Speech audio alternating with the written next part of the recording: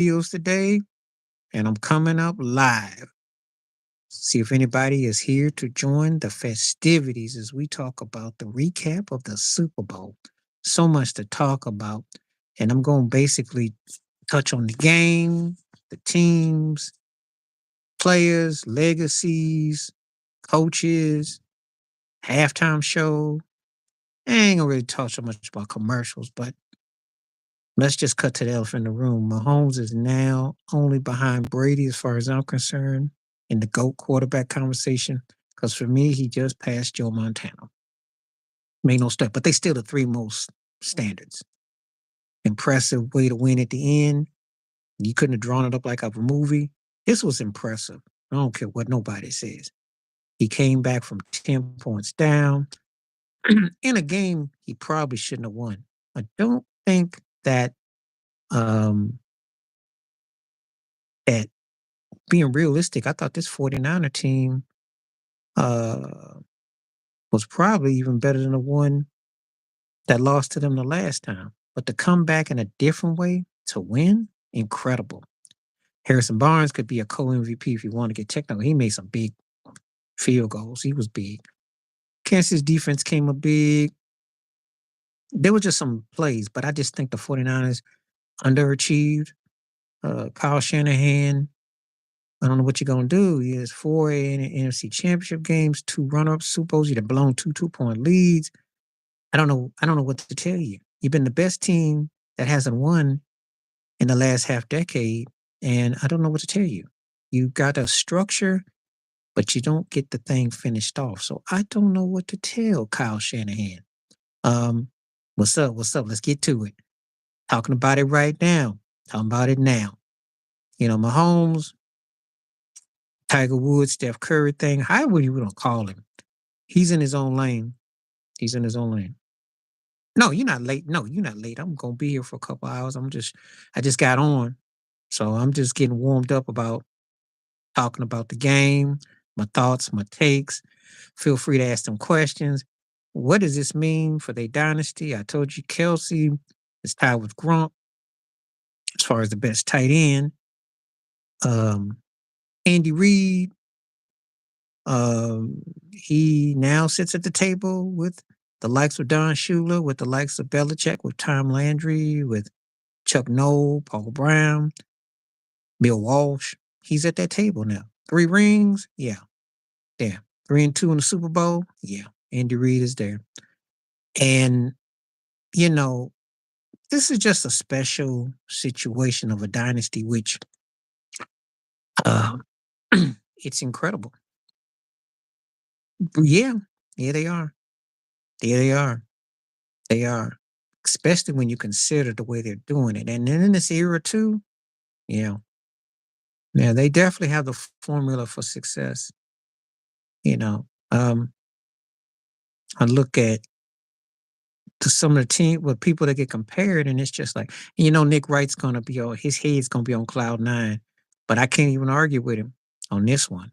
I look at him sideways about a LeBron slurp. But the Mahomes thing, I can't even argue. Mahomes is it's uncharted territory, really, because it's more more incredible than what Brady did in New England. Brady was bad. Brady, incredible run. But what this cat's doing with his athleticism, he got wheels, skills, and he took a coach that could never win and then put him in the table with the best of the best. That's amazing. So, Kelsey balled. So, there's not much I can say. On the other side of the coin, uh, yeah, he do. Yeah, he do. I usually don't clap for Nick wrong, but I can't argue with him on this at all. It's incredible. It's incredible. Incredible. Um, when you have this kind of success, because if you know how hard it is to win, you win, let alone get to a Super Bowl, let alone win one, and now you're talking 3 and 4. That's just insane. And to spend your half your life camping out near February, insane. So Mahomes is for real. Yeah, but the problem is I'm gonna tell you something. I like the shenanigans. The problem is that he wanted to shut up Cam Newton, and they fell right into Cam's lap because Purdy, like I said, if you frustrate him, he's effective. He throws to his left, throws on his right. He missed some passes. He's not that dude. And they went against what they did because they were scared that if McCaffrey gets stopped or Debo gets stopped, they don't get the they didn't want to play slow methodical. That's what hurt him. That's what hurt him. So, and he did have that fumble. That was a fumble early in the game. And they probably thought, well, they hit the panic button. Because Shanahan, for all his flexibility during the season, it come postseason time, his booty crunches. He gets crunched up and then he starts to shiver and then he can't finish. And then that's what you saw. They got, the Mahomes effect is real because cats don't stay to one plan because this cat can run points on you. And that 49ers defense, if they had to put a 10 burger on y'all or Detroit, they win that game going away. But this is a different animal when you go against Mahomes. It's different. 10 points don't mean nothing. He missed that pass. I saw that pass he knew he missed it too. They didn't. But that's their coach. I blame that on the coach. But he did miss that one pass by the goal line. But you know what I be saying about coaches and teams that lose different ways in the postseason? You don't have what you need. That's what Dallas goes all the time, even though they're not the half as good as Frisco. But that's what that says to me. You're not really well coached. There's things that you can't be that structured, but yet to be that lucid. So that's on them. That's on them. That's on them. I mean, I don't know what to say about the 49ers. You go to 4 NFC championship games, you go to 2 Super Bowls with 2 different quarterbacks, and you find different ways to lose. I mean, you just you're just not a finishing team. That's what Cam told you. It finally came to fruition because he had a couple of moments where he couldn't think like that. And he is going to play nice. And I'm going to tell you something. If he plays like that for a team that's more defensive, like a team like Cleveland or something, he'll win your 11, 12 games. You take a team that needs a guy like that and you got good, because he put it to you like this. If this was like 15, 20 years ago, like 20 years ago, just what Cam was saying. 20 years ago, a guy like Purdy plays with Ray Lewis and them guys, or Tampa Bay was sapping them and that. Perfect. In fact, he'll look like an all pro. He'll be like Brady, like a Junior Whopper Brady, because he's poised. That don't work today. There's a big difference between being a game manager and a game changer. It really is that different. You can get to the show, but can you finish? See, he did not show another light switch. Jordan Love showed more of a different light switch. Jared Goff did to an extent. Well, he did. He just dropped a rock against them. That's all I'm saying. Purdy had enough to work in his way against Green Bay and against Detroit, but he never hit another flicker. Mahomes took what he got against Miami. Against Buffalo, he went toe to toe, moved the rock. Against the Ravens, he struck them early, hit them. He had to find a way to maneuver in this game. He finds ways. You got to know how to pick your spots. That's the difference between a game manager and a game changer. They know when to strike, and they don't beat you the same way twice. Mahomes won against Miami, Buffalo, Baltimore, and Frisco 4 different ways. You can't teach that in school. I hope somebody jacks this live stream and says what I just said, because I'm telling it like I see it. 4 different ways. He's gonna beat you with his wheels, his legs. He gonna beat you with somebody else's wheels or their legs. He gonna beat you with passing deep routes, side routes, or he's going to take what is being offered and play the field game and taking points by any means necessary. And then when you was as well equipped as him, even on an off day, that's plus 20 points. That's hard to teach. That's hard to teach. So, you know, that's in a nutshell. So that's not, you know, yeah, it's like dealing with Steph Curry, Curly Neal, Harlem Globetrotter. He got uncanny skills, and that loans itself to another run, be it next year or the year. He gonna have another run. 4 or 5 rings ain't out the question. He wins 5 rings, I'm gonna call him the GOAT. If he three-peats next year, I'm gonna call him the GOAT. So one of those two things happen, either 3 straight rings or 5 rings, he's the GOAT.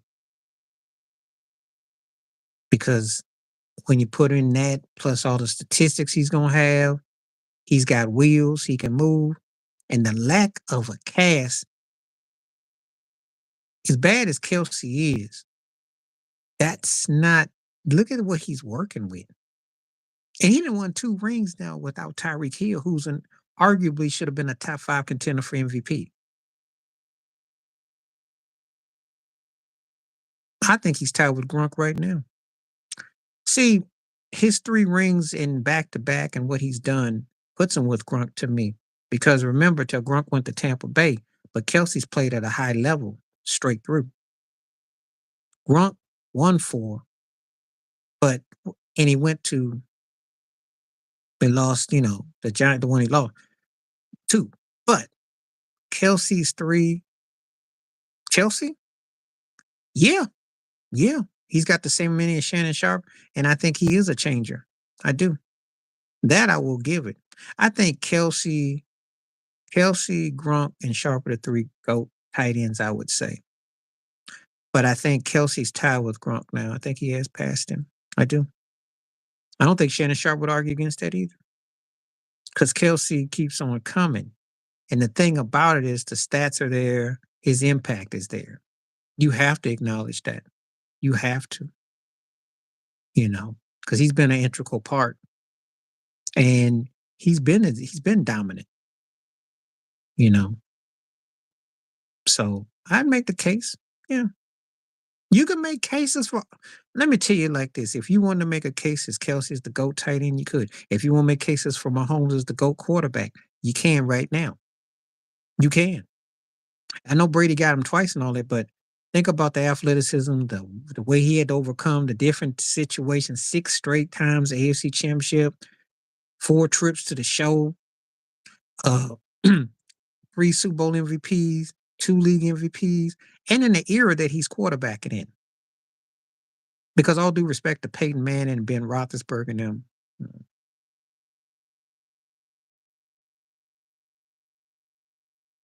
listen, them turkeys are they. But Chuyo had a bone game, but had a bad game. But Valdez, he's basically I'm not gonna say a scrub, but let's just say he kind of like barely solid. But hey, it makes no difference. They came up big when they needed to. They won the game. And let's be realistic on the food chain compared to what they had. Them cats just makes Mahomes look even greater. I'm just gonna keep it 100. He ain't playing with no what I call top flight cats. That's what makes him scary. At the end of the day, Brady couldn't do that. I think Joe Montana told you that. You know, couldn't do that. Mm-mm, mm-mm. So it's very impressive. That's what I'm saying. That's like the equivalent to Steph Curry without Durant. There you go. And he do remind me of Steph.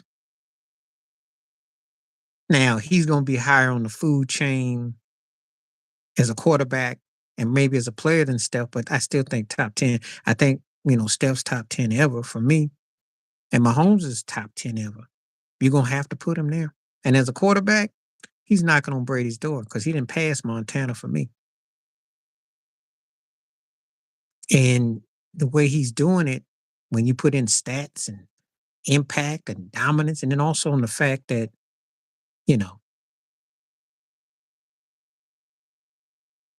yeah, well, that was freakish. Well, he only had him for that 1 year. And you remember Brady got hurt when Matt Castle took over, so he never really got to play with him more than that. They made history though. They would have been scary.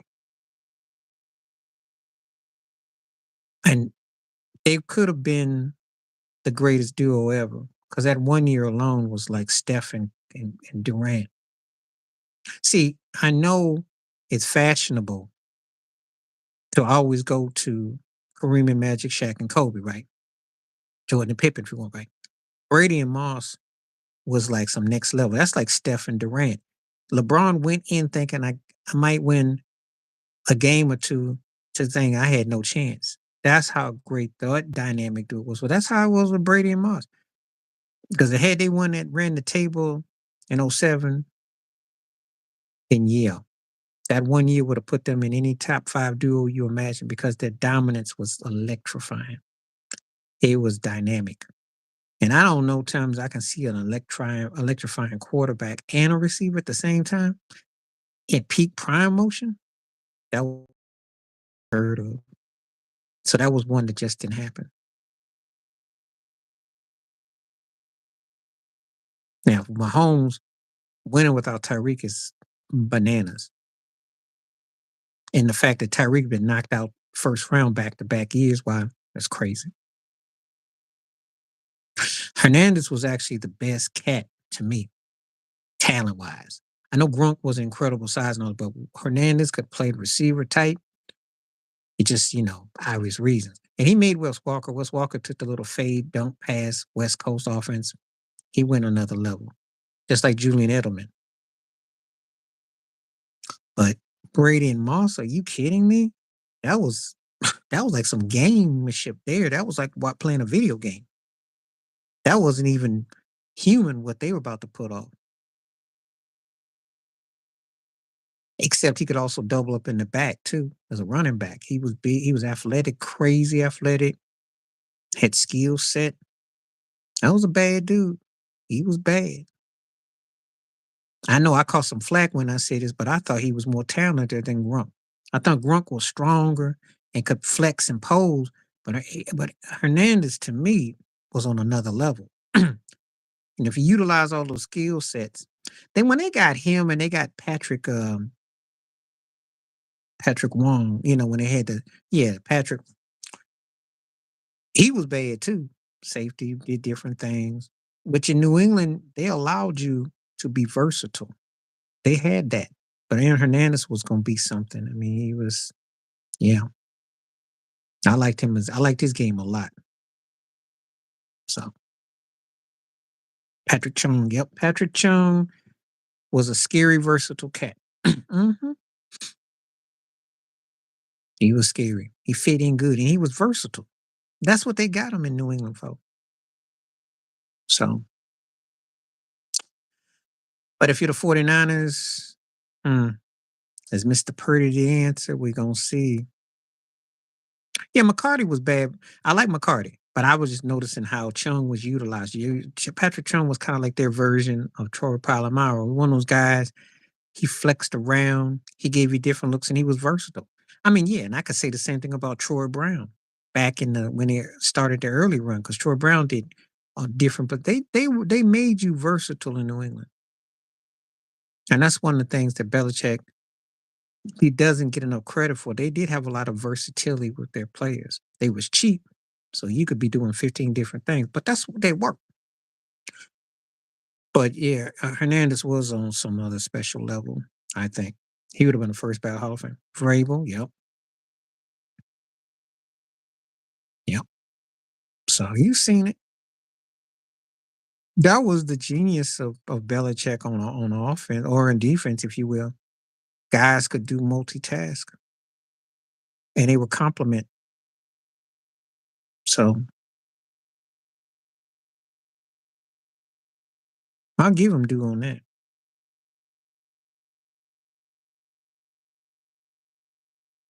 I'll give him his due. Because I don't want it to act like Belichick, that's part of his 25% to Brady 75. Well, what he figured out is that Peyton had a tendency to kind of like to he couldn't stop that fade route per se. But what he could do is get physical on the line, force him to throw the ball across his body to the middle. And that's how they got a lot of picks. So they ran like stunt blitzes And they figured Peyton, and plus they were allowed to do some bumping. Ty Law and them would bump and nudge and get physical. That's why they got more penalties now. But they were allowed to touch them up and kind of get up under. And so Peyton would try to thread the rock. When he threw those out and overs in the corners to Marvin Harrison and stuff, they didn't really have an answer for that. But anything over the middle, they weren't letting Peyton beat him. Well, that's what Peyton's bread and butter was. He used to utilize Derek Dallas Clark. He used to like to kind of swing passes, and that's how they got him. And then they made him have to play more of a knock it down, drag it out kind of game. So they would bone him up, catch him.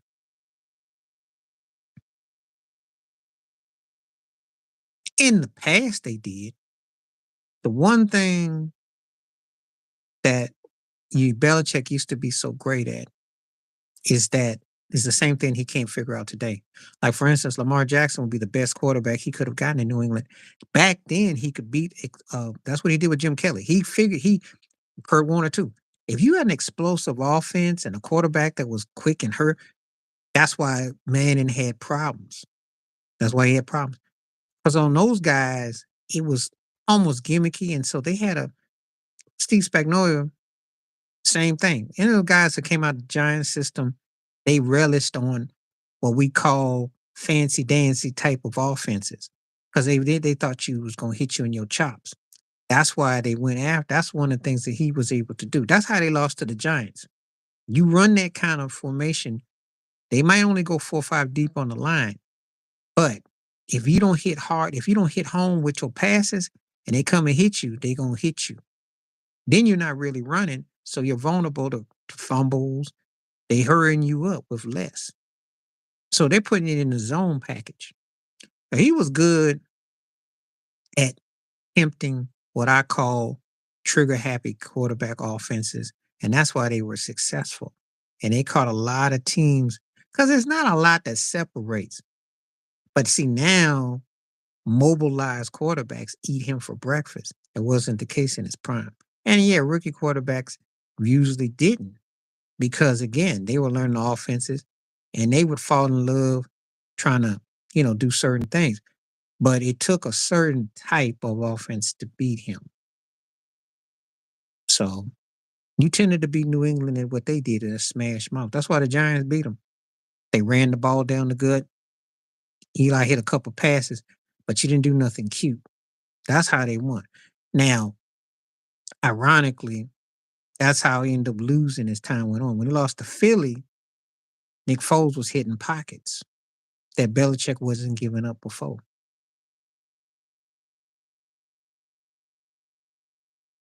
Name them. Name them. Please name them, and I'll answer that. Name them. Because the last time they lost to somebody in the playoffs was Josh Allen, and he ain't no bum.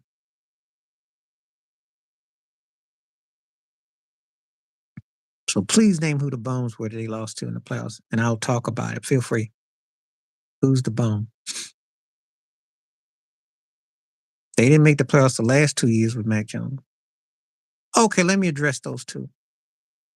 Up until the butt fumble, he wasn't a bum. He was solid.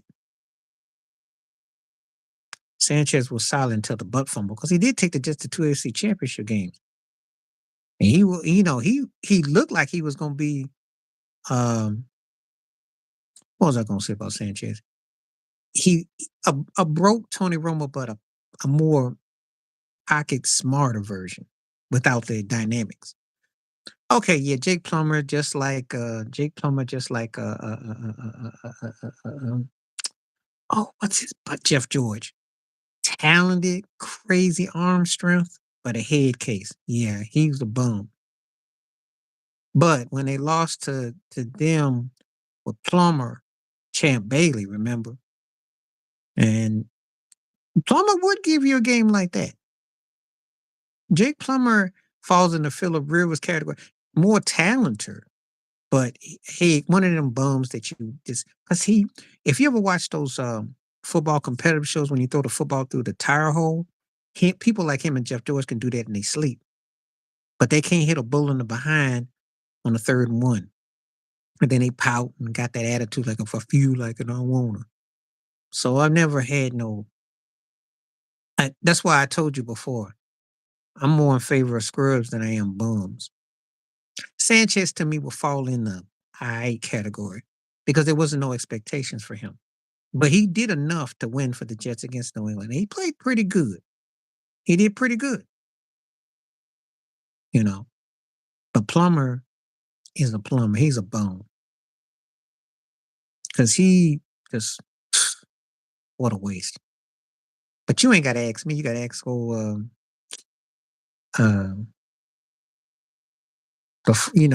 oh boy, he's the Raiders coach. I'm not thinking right now. Yeah, you know what I'm talking about. Old whack quarterback coach with the video camera. Because Plummer was his quarterback in '09. And then when old boy went to Denver and they got all excited and they went on that nice losing streak and then he got fired. And of course, so that's all that is with that. But yeah, so that's all I got to say about that. Yeah, well, yeah.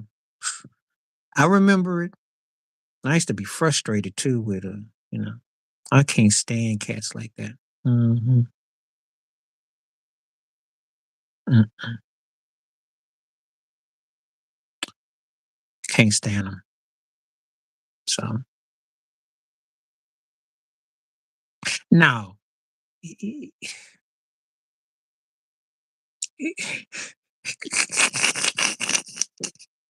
going to tell you why. Because he was a Princeton Ivy Leaguer. Yeah, he's entertaining, got that old bread head.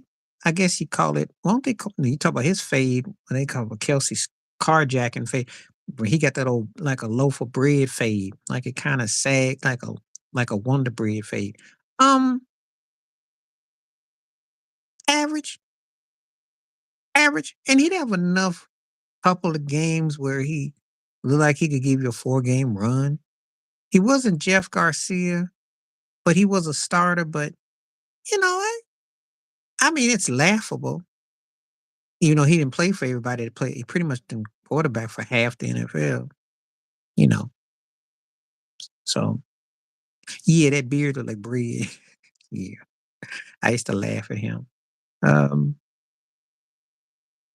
he wasn't no starter, but he could be a decent backup. He was better than the third tier. So he's an odd one. It's funny you mention him. But no, he ain't no bum because there was no expectations. He was good enough in moments, and then he'd suck in moments, but yet he was better than a lot. He's a strange one. It's a strange situation when I talk about him. But I liked him. I just didn't, it's almost, I don't want to call him a bum and I don't want to call him a screw. No, it wasn't his fault. I mean, he had a bad injury. They killed off his career. And he's an eye complete. He's an eye incomplete. We'll never know what could have happened. I won't call him a bum. He could have been better, but it wasn't on his fault. Not talent, not that game against Seattle. I don't know what Shanahan, here we are again. A Shanahan killing off a quarterback. But he was legit. He just got hurt and it took its toll. And then when he went to Baltimore, yeah, he was past he wasn't even good as Ty the backup there. Talking about Haley, but I'm not gonna call him a bum. I did like him in his college career. He actually had moments. He was actually legit. It's just that, you know, that's what happened. Yeah, Tyler Hudley. I like Hudley. And Hundley, I don't know why more teams don't go after him. I don't know why Washington didn't go after him. They should pay to get him. I like Tyler Hudley because he didn't show me some things too. I don't know why people ain't touching him. If he was white, they would. Because I mean, he can play. I like his game, but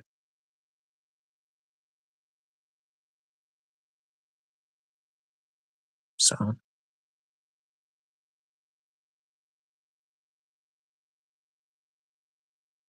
yeah. But Now, when I call somebody a bum, that means they show me they could have been great. Maybe a made man could definitely been good, but they settled. Dobbs is nice. And if I'm Minnesota, I seriously give him consideration to fight for the job against Kirk Cousins. But because he did pretty good for Arizona. I mean, he showed me a little something. And I think you could work him with some teams, but I don't know what they're gonna do. I don't think I think he got a little something. I think he got a little something. But I don't know. You know. Now let me get to the elephant in the room. Ask me about Usher. It was good, not great. I did a video about it. It's gonna come out. I can't. I don't know how you felt about his performance. I can't put my finger on it. Okay, well, Dubs has bounced around too much. Well, that's part of being a backup quarterback. And when you play for scrub teams, that's what's gonna happen. I'm sorry. That's gonna happen. That's in you because you IE seen like Ryan Fitzpatrick, but you might be you might not you get bounced. Okay, so what was missing for you with him? I couldn't put my finger on it. I like the glove. I like the way he started out. His voice was live. I like the marching band. Could have kept Alicia Keys on mute. She hit that note. I had to go get some Q-tips. Both of yours think recover from Alicia Keys. But we don't listen to. We watch Alicia Keys and keep her on mute. You know why. Um, Ludacris, Lil Jon, Jermaine Dupri. Her came out on guitar. There were things I like, and he's a showman, and he got a good voice. But there is something missing with Usher. There's something missing. It's frustrating too because he's got charisma, but it's something missing. I like the roller skating. You know, I thought that was good, but you know, there was something missing. Okay, you said 6 out of 10. Okay, you a tough critic. All right, I like that. You were watching. Yeah, I had to get that out the way. We hadn't talked about Usher, so I wanted to touch on all the situations. Thought I'd do that real quick. But yeah, I do like Doves, but you when you get pigeonholed back up, yeah, I put on mute. He did. He was trying to do too much. It was a pressure cooker. And plus, he was trying to model it after his Vegas residency. I know what he was doing. Some of it worked, some of it didn't. Because I didn't really, him doing confessions, that just wasn't the setting. Caught Up was a good, smart track, and you don't have to call. You know, there were some songs that worked better. Burn didn't really, something was missing. I wish he had done a tribute of Michael Jackson. Don't want to be starting something, done something that, you know, obviously, yeah, it was going to get the people hyped. But to me, it seems like it's contrived to pour someone, you know. He did sound good singing with Alicia, you know, because he outsung her song better than she, yeah. But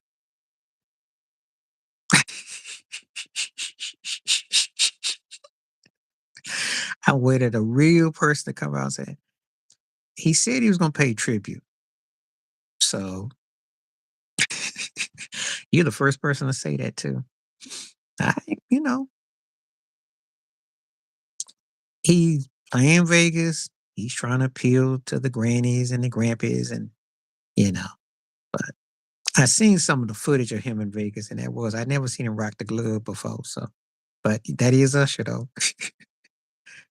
Now it made me laugh because it's the way you said it. Because it's like you've been waiting to tell that to somebody, and it cracked me up. You made me laugh with that one. There's something about you saying that glove was corny for Usher.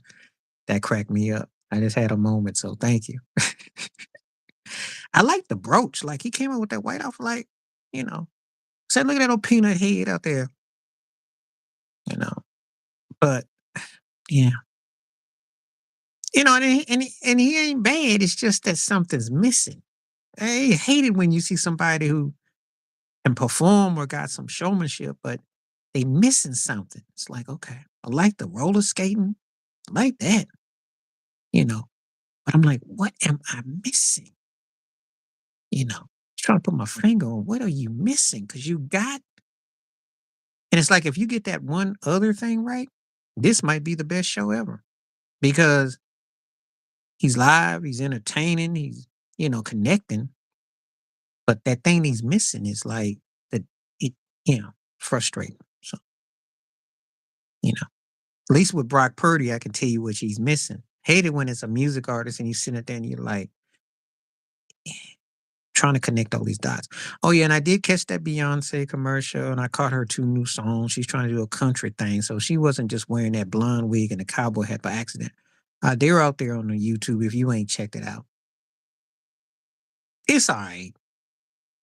It's all right. She's desperate. She did catch more attention. Actually, I heard some people saying, how come she stole his thunder? I said, well, she's bigger than him. She's more overrated, but she's bigger than him. She's got what he don't have. People still have interest in Beyonce, regardless of where you come down with the songs or not. Ain't nobody sweated Usher like that since MySpace was around. I'm just gonna keep it 100. Yeah, they know about his hits. I don't have too many because I think I was in and out. I didn't really spend a lot of time watching the stuff like that. I caught the Beyonce thing, some of the stuff. I really don't, you know, I'm not, there was a time when them things used to like always get my attention, but that's a lifetime ago. So, because it's too much product placement now for me. You know, there was a time when it mattered. I was just more focused on the game and the performance at halftime. That was it. And making my thoughts and takes. So, okay. I'll take your word for it. I'm not going to argue. That's cool. I don't really, again, I watch these things, they kind of come and go. So, but glad we got the Usher part out the way. That was funny though. I'm gonna remember that one. Thanks for the laugh. I needed that. But anyway, yeah.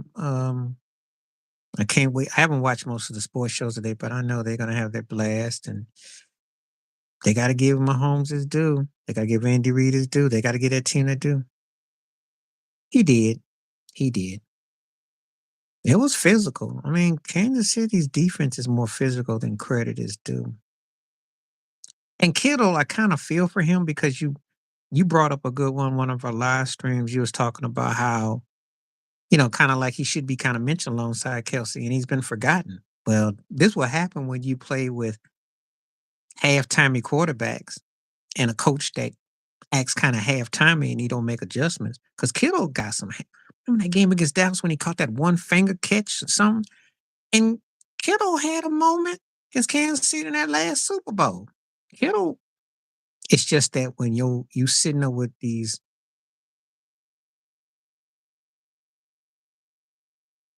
well, he is curly nil, but no, I listen.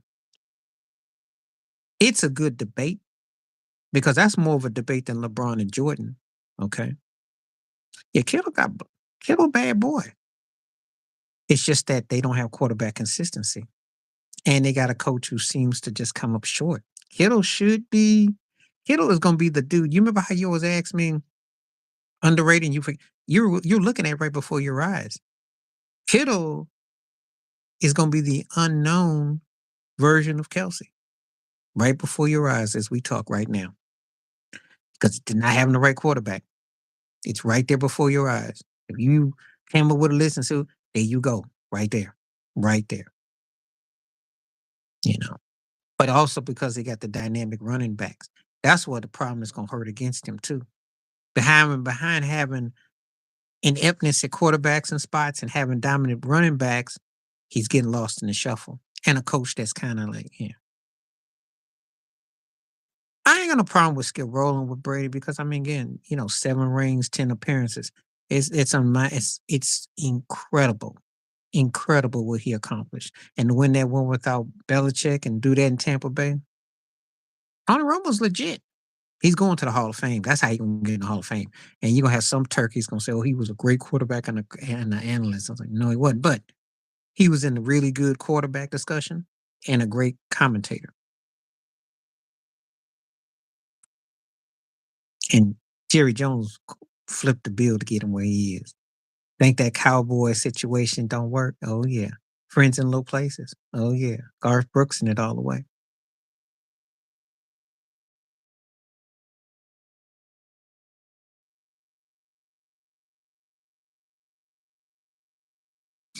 Yeah, I mean him and Jim Nantz are great, you know. He did. He helps them all out. He got Dak lined up too. That's why Dak can do them big commercials. Stuff is so predictable. Mike Irvin got hooked up too. They put calls and Aikman got hooked up too. It's a business within a business. They go to school. They got these things lined up. These things don't happen by accident. It ain't like, oh hey, the owners run the thing. They can put a call in to get you around, you know. And I know Romo got hooked up. I know he did. He'll never say it publicly because then it's like a mob, but he got hooked up because it's doing wonders for him. He's getting a second career, kind of like David Ortiz and Alex Rodriguez. So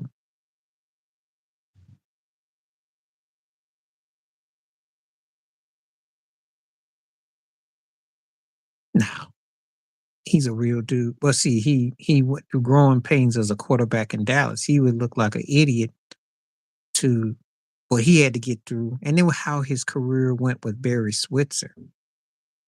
See, he lost his main coach. He went through growing pains. He won. He was successful. Then he had concussions. He got beat up, and then he went through Dave Campo and those other guys, and that was it. So he remembers. He's kind of forgotten now too, because anytime a quarterback comes along and wins 3 rings or so, Aikman is like an afterthought. And now that Mahomes got 3 rings, that's another person that's way down the. And rings and quarterbacks, before anybody asks, don't all mean the same. Because he played with great players who were arguably better than him. He was, he can make case great quarterback, but we don't hold him in that top 5, 6 conversation. We don't. We don't look at him like we do Mahomes. We don't look at him like we did Brady. We don't look at him like we did Montana. We don't look at him like we did Peyton Manning. That's just a fact. That's true. But he's not held in that same regard. It's kind of like Bradshaw. Bradshaw been around long enough where people have romanticized him, but he had better supporting cast. But I'll take Big Ben over him as a quarterback. I'm sorry. Bradshaw was not better than Big Ben as a quarterback. He won more, but he wasn't better than him. I know. But it depends on who the quarterback we talking about. Depends on who we talking about. Yeah, you find out that to dominate the NFL wasn't that easy. This is a recent phenomenon. Because you're talking the last 40 years what Montana did. If you won 2 back in the day, you were in special company. So Montana comes around and wins 4. That became like the holy grail until Brady came along. So you're not seeing a lot of that. It's tough. That's the toughest sport to probably dominate in, if I'm honest. Because I'm gonna tell you the physical toll, the parity, you know. Whereas in baseball, you couldn't get a couple rings. You can have a run. I've seen it happen. If things go your way, you can win. Teams get going, they start to win a lot. NBA, you've already seen that. So I seen that change in the last 40 years. But quarterbacks and to be dominant too and great, forget about it.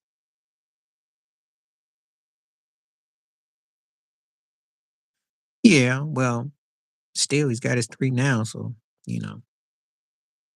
And I know Brady wasn't gonna win no more rings because he was done when they lost to Dallas. And they fell off against the Rams. So, you know. And the thing about it is Ben and Eli, some people, well, Ben is better, but some people debate that. So, I mean, Oh yeah, don't forget Peyton Manning had 2 rings too. Peyton won 2. He won that one against the Colts, and then the one against the Panthers. But I know what you're getting at, and that was it. That's it.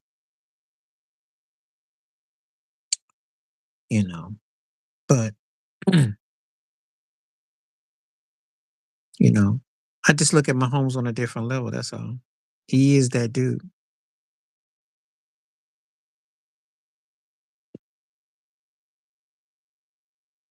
He is that dude.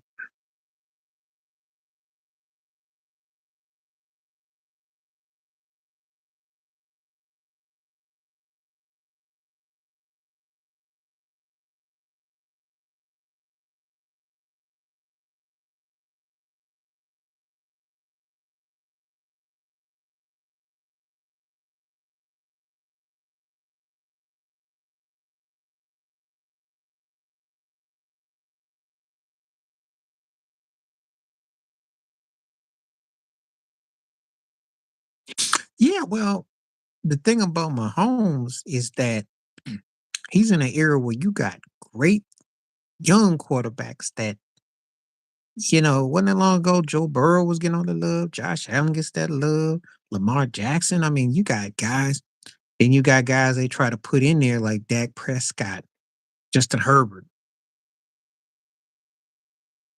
Deshaun Watson not that long ago. I mean, and I think in Mahomes' case, plus you got black quarterbacks, so you got a real pool of a balance, unlike when Brady was dominant. And that's what makes it so compelling. See, that's the part they'll never tell. You want to tell you the truth? I'm gonna tell you right here on this live channel. When you got black quarterbacks and then you got a balance of stuff, then you got what I call equality. Much as great as Brady was, there was no racial equality. Okay. Michael Vick didn't pan out because Michael Vick didn't have all the pieces. You saw McNabb, you saw McNair. I can mention some names. Wasn't like this. Kaepernick, Russell Wilson had a beaten Brady, would have been interesting, but he would have fell on the food chain. Didn't happen. But it wasn't like, it was mainly Brady and Manning. It was more white, white, white. You just had 2 black quarterbacks go against each other a year ago in Mahomes and Jalen Hurt. This is and I forgot about mentioning Jalen Hurt. So that should tell you how special the Mahomes thing. Only if Houston gets the kind of talent they need. Yeah, well, this ain't Burger King. You ain't gonna get it your way. I mean, I like what you saying. The NFL ain't that progressive. They do this on purpose. They like those State Farm commercials with Mahomes and Andy Reid. It's not by accident. They always gotta have the white shadow figure. Just saying. It ain't gonna, that when that happens, we'll get reparations. When that happens, the world is almost coming to an end. They ain't gonna do that no time soon. That's not gonna happen. Because technically, you don't really have a black owner now. You got a token one in Magic. I had one of my readers was reading about the Eric B. Enemy thing and mentioned that and I said, yeah, that's systematic institutionalized racism right there. So Magic is just a figurehead, kind of like Usher was with the Cleveland Cavaliers. Sounds nice on paper and it sounds good to put it up on the big screen. It don't have no say.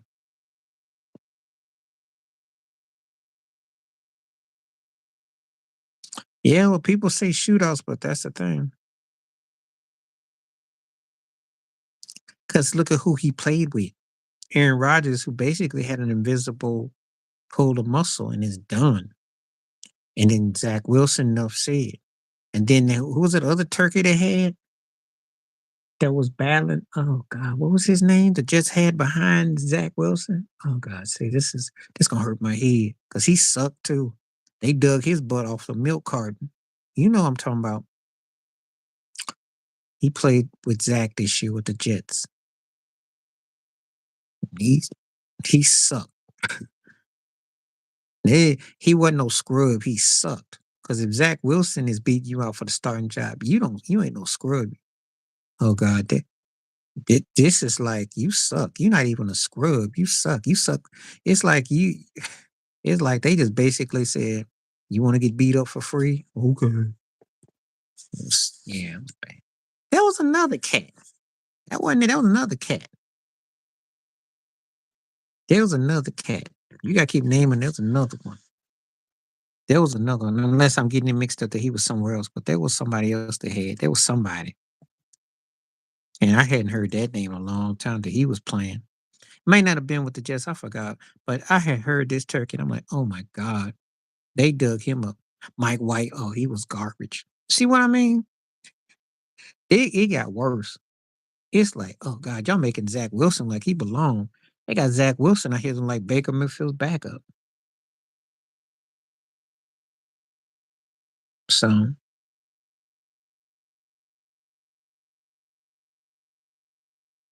now Tyrod played for the and Tyrod can still back up.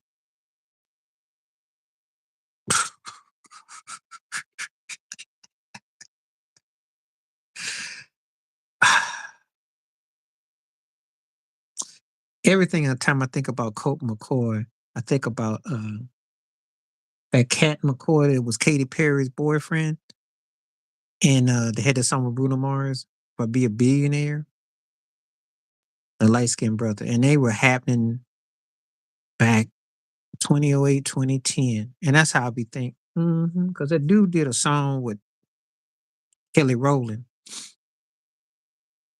He was corny, but he had that hit, in a couple songs. But that's when I think about Colt McCoy. Oh God, why are we still saying his name? Tyrod is frustrating. That's why he always ends up in a second, third tier role on teams. Because he'll have a moment, but he's not a bum. He's serviceable to being a starter. But oh God, what's his butt? He used to play for the Patriots and then went to Cleveland. And he was a lifelong Jacob Brisket. We used to call him Brisket. We used to call him Brisket. Brisket or Brisket Bacon. Yeah. Who was a lifelong third string, third, second tier. But he could win some games for you. So I'm like, well, at least be Brisket level, you know. But Jacoby Brisket. They used to call him Brisket. He'd have some moments, but he was a lifelong third tier, second backup. But you put him in the right situation, he might get you a couple games here and there. But no, that's the reason why you got to have a top tier quarterback to win. I'm sorry. You do. You just do.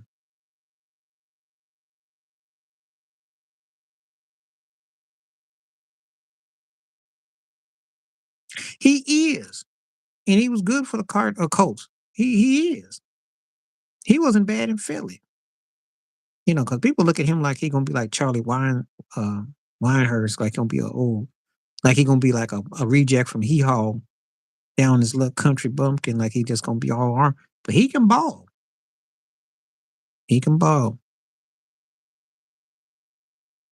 And he might fool around and get somebody's job, depends on where we're at. They'll be lucky they don't have him in Jacksonville because Trevor Lawrence goes through them ippy games. He do. He do. He do.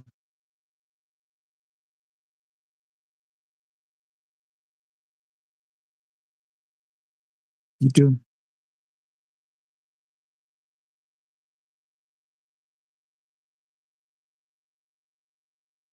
He do.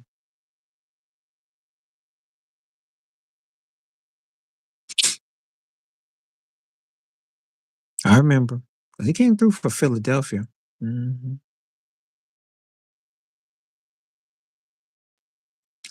I haven't even wasted my time with watching most of the sports shows yet. I'm going to in another hour when I eat. In an hour. And I got another hour when I do that, and I'll let you know when that comes out. But I do like Minshew. He was nice. He could start for somebody. Let me ask you, do you think Minshew okay, tell me why you hating on Andy, and I'm gonna address this about Minshew. Do you think Minshew could work with compete for the job in Frisco against Purdy? What you think? That could be a hot take right now. What you think? Excuse me. Why is he hating on Andy Reid? I don't know why he'd be hating on him. Andy got the best situation you could imagine. It landed in his lap. Andy Reid was able to do, okay, that's a good topic. Andy Reid was able to do what Mike Holmgren couldn't do. I can name some coaches who didn't have that, or if they won, they didn't. This is what Mike McCarthy's battling. His legacy is on the line. Was it just a fluke with Aaron Rodgers? Was Dak Prescott now? They got him up in Dallas and all that, and you can't do it. Andy Reid is just sealing the deal. That's all. He's sealing it in a way that you can't deny him now. He's got to sit at the table. Anybody want to debate me, feel free. But Andy Reid's at the table now. 3 rings? Come on now. 4 trips? Come on now. It's a done deal.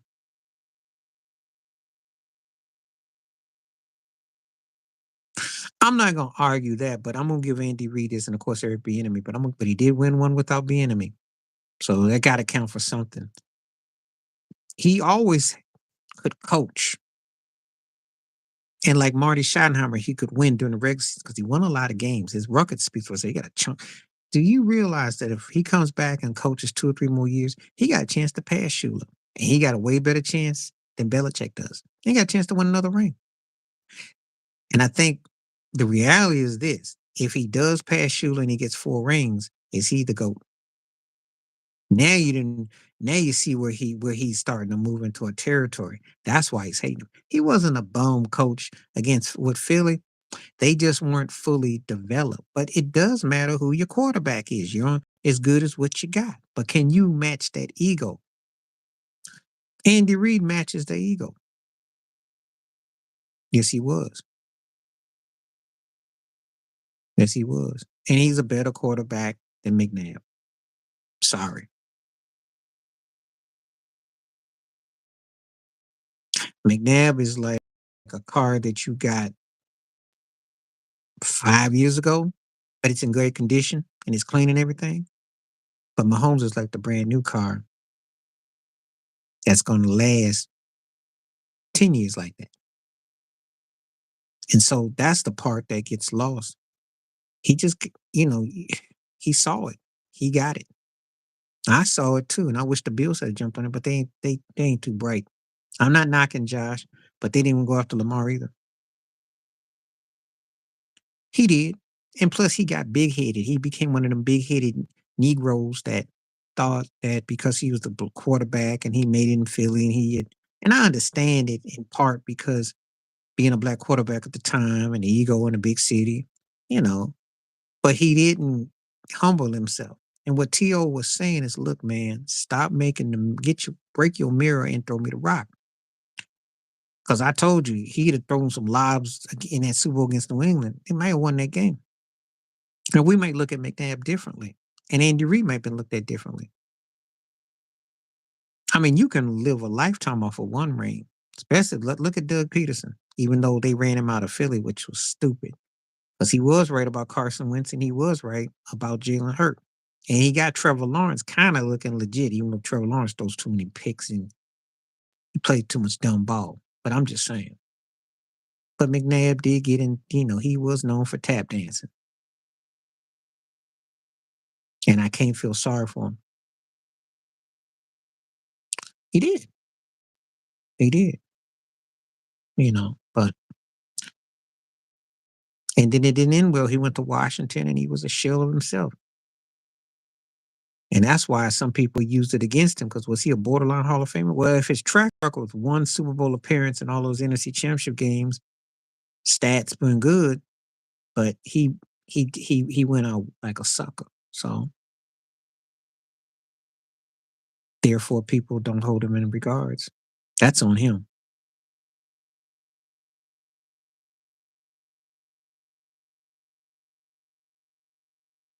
So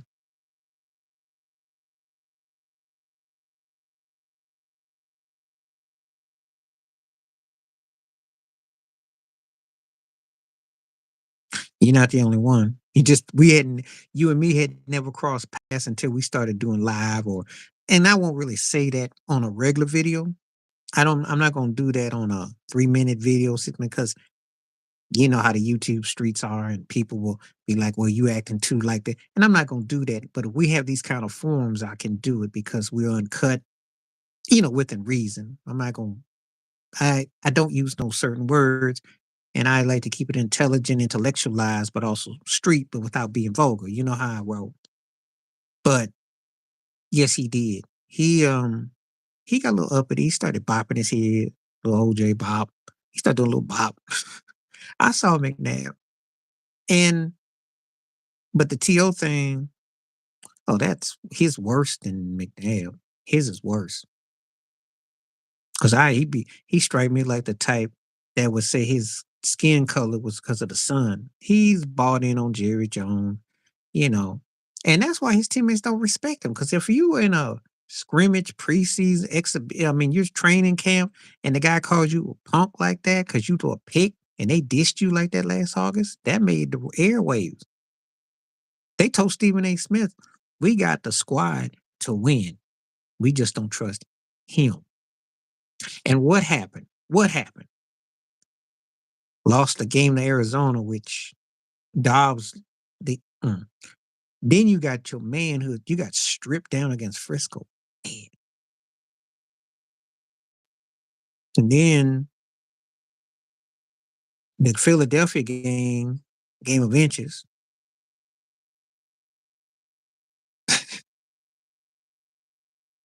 Oh, okay. Yeah, I talked about Tarico. Look, Mr. Italian, half black, but that guy got crazy skills. He's known for grabbing skirts too, but they, there was no Me Too movement for him. So I guess the Italian side protected him from the black side. I heard about old Tarico, but one of them cats that he could hang with anybody on that ESPN plantation as far as because he does golf, X Games, and he do X Games if you know what I mean. Football broadcasting, basketball, he covers all. Pretty cool bad dude as far as that go. But yeah, a Dak, yeah, yeah. I talk about it. Sometimes I went there, but it would have to be a certain figure. But I'm not just gonna go pick on certain guys. Dak because he's more notable because who he play for. But yeah, if I'm talking live on here and you throw somebody and you say they bug dancing vibes, I'm gonna tell you straight up. I'm not gonna front because I'm not gonna make a video about everybody with that. But mhm. But Dak is funny time though, and I don't think there's no love lost on that team. I think that's why Micah he gets mad, and they get mad because they can't win with him. That's what's up. And seeing Lamb's mama coming out, I don't know how good Lamb is. Mm, mm, you know, he probably has shuffled a little bit, but I mean, he did do Dance for Stars. That's not bucking or shuffling. He has some appeal. I mean, if you're the all-time leading Russian NFL, you should get some notoriety. He got 3 chips. You should get notoriety. He's one of the most kind of disrespecting.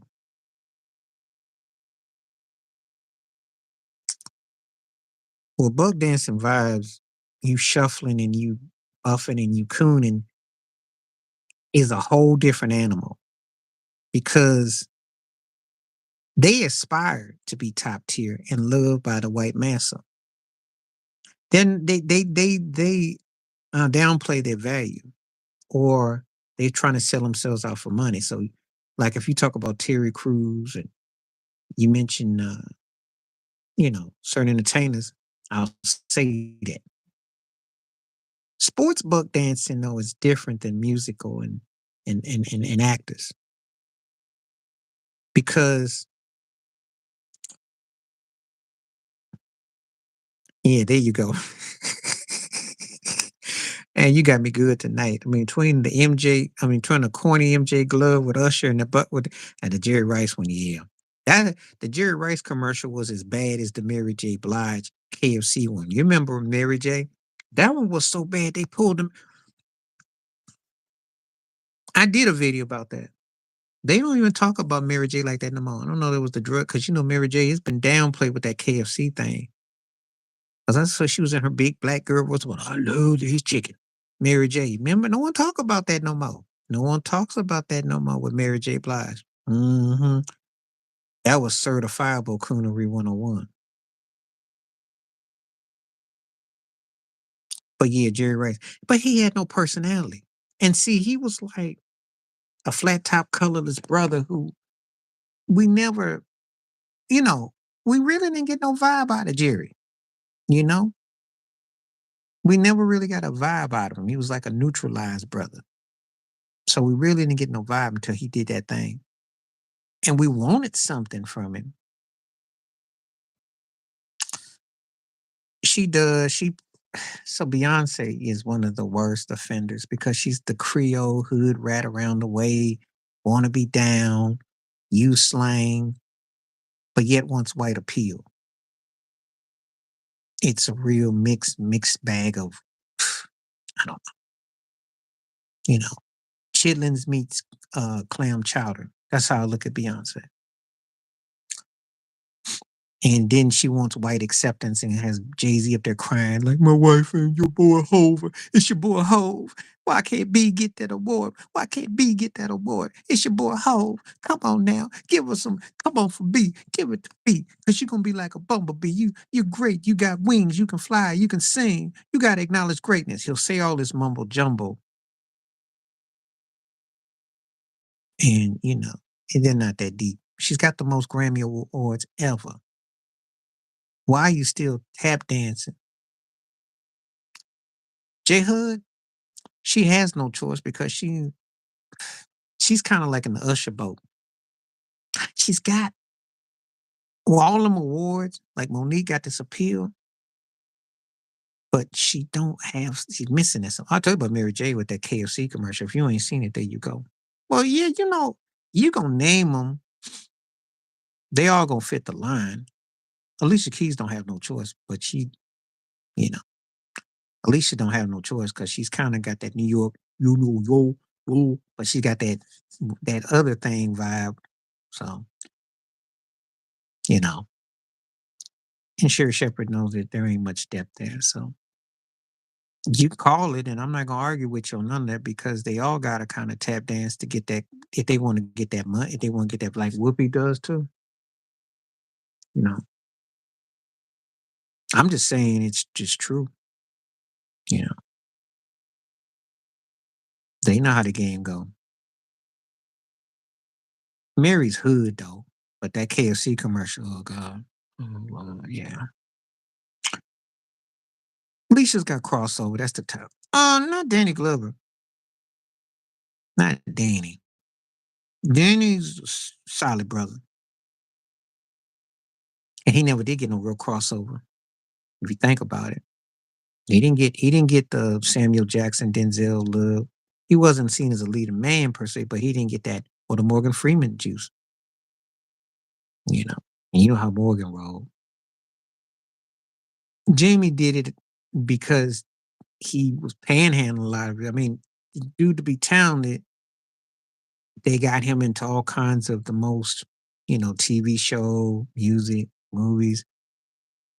And he's one of those guys that's how he kind of fit the circle. He fit that circle. So Whitney played the role. So Clive Davis, they played the role. But she was a hood chick underneath it all. Now that's some acting right there. She from the brick. She from the same brick as Shaq, but she, you know, tried to play colorless. She had that voice and she had that smile and, she tried that role. She did at a point. She married Bobby, she got hood. She always had hood in her, but she played a role. She did role play. That's the sad part. But she had a voice like, again, that's some acting. Though. And I do hold Whitney in high regard. She's one of the greatest ever. Even though some of them songs, some of that music kind of put me to sleep though, but her voice, you can put her up with anybody. And to me, she's the last baddest female vocalist I've heard. Because when I say that, they haven't came up with a catalog to touch that. Yeah, Eddie did. He did. Eddie did. You know, he's still great. He's still a made man as a talent, but he did. You can be both. Two things can be true. I mean, again, most of them you're gonna say yeah to because the crossover. You don't get to be a black crossover act without giving up something. So yeah, Martin Lawrence too. Come on, man. Don't mention no schmear. We call him schmear. We used to call him schmear more, like schmear, lip gloss schmear. We don't say nothing about old schmear. Just because he was doing a broke crip walk on Soul Train don't count. And that sucked when he was the host of Soul Train. That was Soulless Train. I know he's been on that SWAT for like, what, 28, 68 years. You know, I still remember him when the Young and the Restless, and I remember him with videos with Tony Braxton. No, we don't talk about Schmear. Schmear Moore don't get no love. He's a scrub. Considered a pretty boy actor. They wanted like a the barge looking like all that. Yeah, what he said all that. But what he got? Well, I mean, really. I mean, I know he been on this SWAT for like, but no one talks about Schmear. They tried him as a regular actor.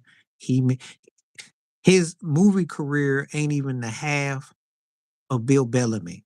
And I still watch How to Be a Player if it comes on. I ain't even watching no Schmear movie. Come on now. Schmear had some movie where he was like with some the cat was like a broke Suge Knight thing. I remember I was watching that mess. I'm like, come on now. Nobody takes Schmear seriously. Schmearing off. That's what we call him, schmearing off. Ain't nobody takes Schmear. No. I don't care if he was to come on here and check my live stream. I tell it to his face. I said, look, I give you hustle points for being a model, and the Young and the Restless when I used to watch you on there and with Tony Braxton and you made your career. And I'll give you your due. And then you got, because you got some hookup on somebody's couch. But anyway, I'm gonna give you your due, you know. I'll give Schmear his due, but he ain't no come on now. Dang. When he was in a Tyler Perry movie with that fake, he had a fake dread on his head. Don't get me started. See, you making me go all kinds of wrong. You ain't right for this, dog. Yeah, he was in Meet the Brant, one of them movies. And Schmear was in a Tyler Perry. See where I'm going with this? See where I'm going with this? He brought that up. I hadn't even paid Schmear no mind. Like, I mean, I remember Schmear's career. We used to clown Schmear. No, no. I'll respect your hustle. I'll give you that.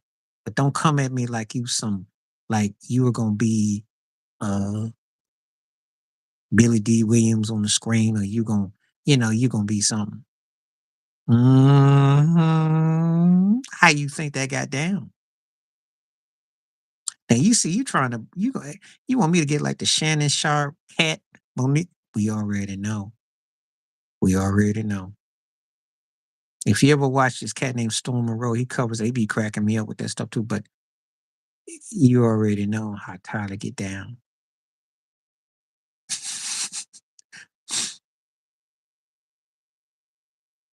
Sure do. He like him too. Cause he had Rick Fox in one of them. Except Rick don't play that though. But Rick likes to act though. Of course he do. His worst buck dancing moment was they had that Oscar downtown in LA when they had the lockdowns. Was it 2021? 20?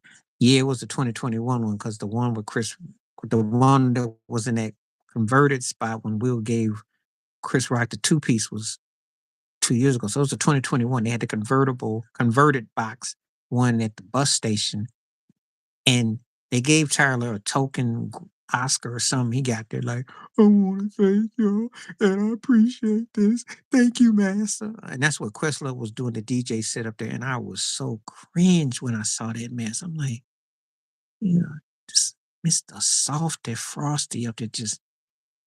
And then when Spike Lee got that one for Black Klansman, he about jumped in dude's lap like he jumped on him like a stripper coming off a pole dance jumping on somebody because they get so soft when they get that Oscar. Spike doing that, and he wasn't even the main one. He's like, he's all excited, and I'm like, what becomes of these cats? Get all tweaky-fied when they get. So yeah, but we know how Tyler got down.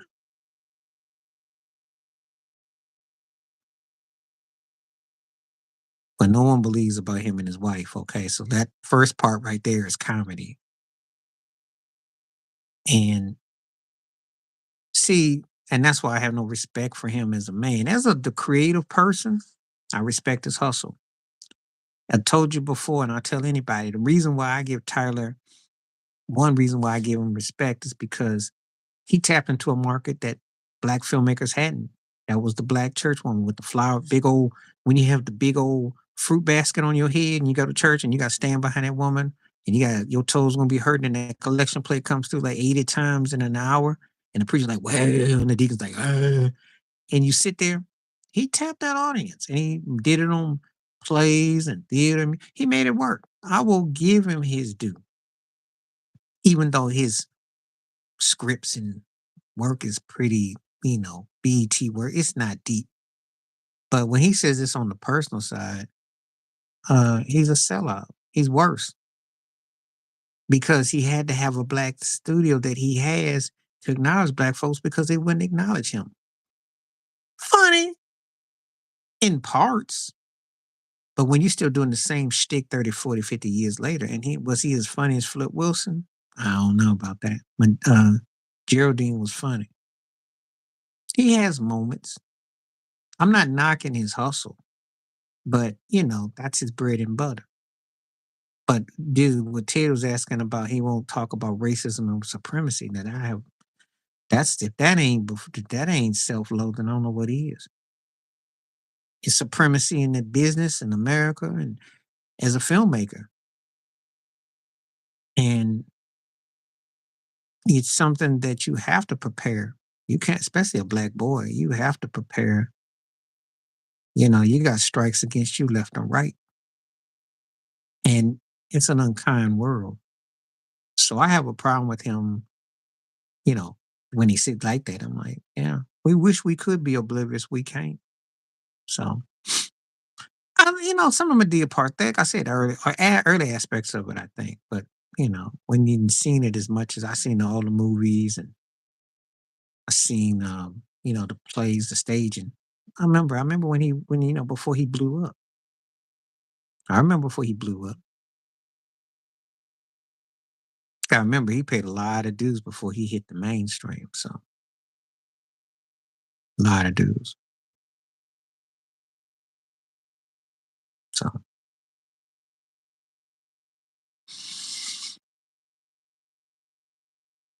mm, so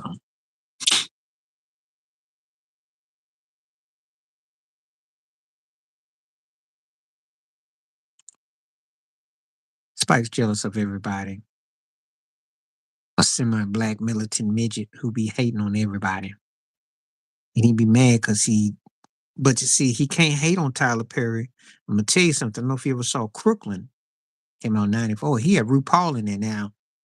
I'm not, but I'm just saying he did that. Spike is one of those kind of people. He hated hood movies. He doesn't like anybody because he wants to be the only ninja in charge. He a frustrated R&B singer, musician, and he's also envious of that. I heard about him and Denzel doing another movie together. It depends on what kind of project it would be.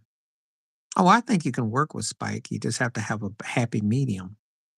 Just depends on what kind of vehicle we're talking about. Spike doesn't work with certain folks though. He ain't never done nothing with Eddie Murphy. Do I need to say anything else? He had Martin Lawrence, Samuel Jackson, Denzel Washington, Wesley Snipes. Never reach out to Mr. Murphy.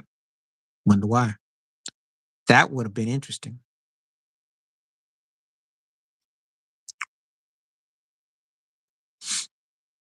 So,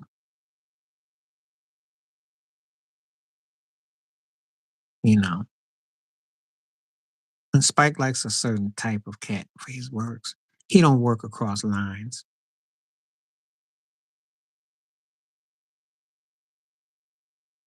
Not to me. I put him in the good section.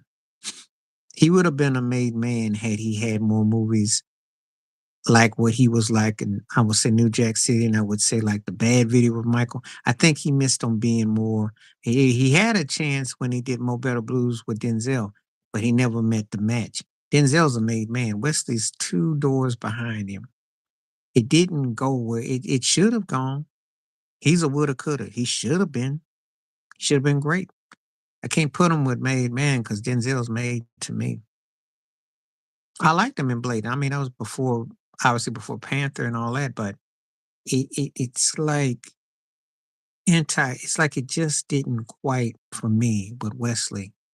There was something there that didn't get to the next. He had it going on, and I like the movie Sugar Hill in '94. He had it going on for a while, and he should have been a threat to Denzel, and it just didn't materialize.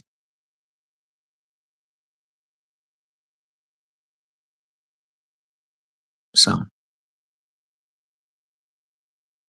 but I can respect your opinion. I'm not gonna argue with you. I mean, I can understand where you're coming from with that because he was big as a black action hero. Power, Power Empire. Um, he's a dude that should have been great. He should have been like he should have been like Empire. Mm, hard to say because he had the best man. Terrence is one of those guys. He should have been if he was white. Um, then oh God, Johnny Depp would be in trouble because he had that kind of vibe. Robert Downey Jr. would be in trouble. He had a vibe to tap those kind of cats. The element, and it didn't come to fruition. It made him and Taraji an intriguing couple when you consider from Hustle and Flow to that. But I don't think it really. And he didn't do any more movie. His movie career, he was in. He already had stuff in the can, but he doesn't really want to mess with Hollywood. He says he doesn't like the way they emasculate the brothers. So he didn't already kind of checked out and a sellout too, and full of it, old freaky perv. But all things can be true. I won't argue because of his voice and his impact and as a black actor, even though he'll downplay it because he don't believe in Black History Month and his old pretty ways. I'm not. I listen. I remember when he used to be on an electric company when I was a boy because he married his glove. I never forgot that. That was a hilarious episode. And he did that one pimp movie with him and Christopher Reeves back in '87. Yeah, movies I like. That ain't the only buck dancing he's done. He's really like that in real life though too. He really is. There's a reason why they never came me to him, per, but you know, they let Morgan do Morgan things. So, but I got, I mean, as an actor and he's got that voice and all that. So, but I don't talk about Morgan too much. I respect the movies. I'm obviously, you know,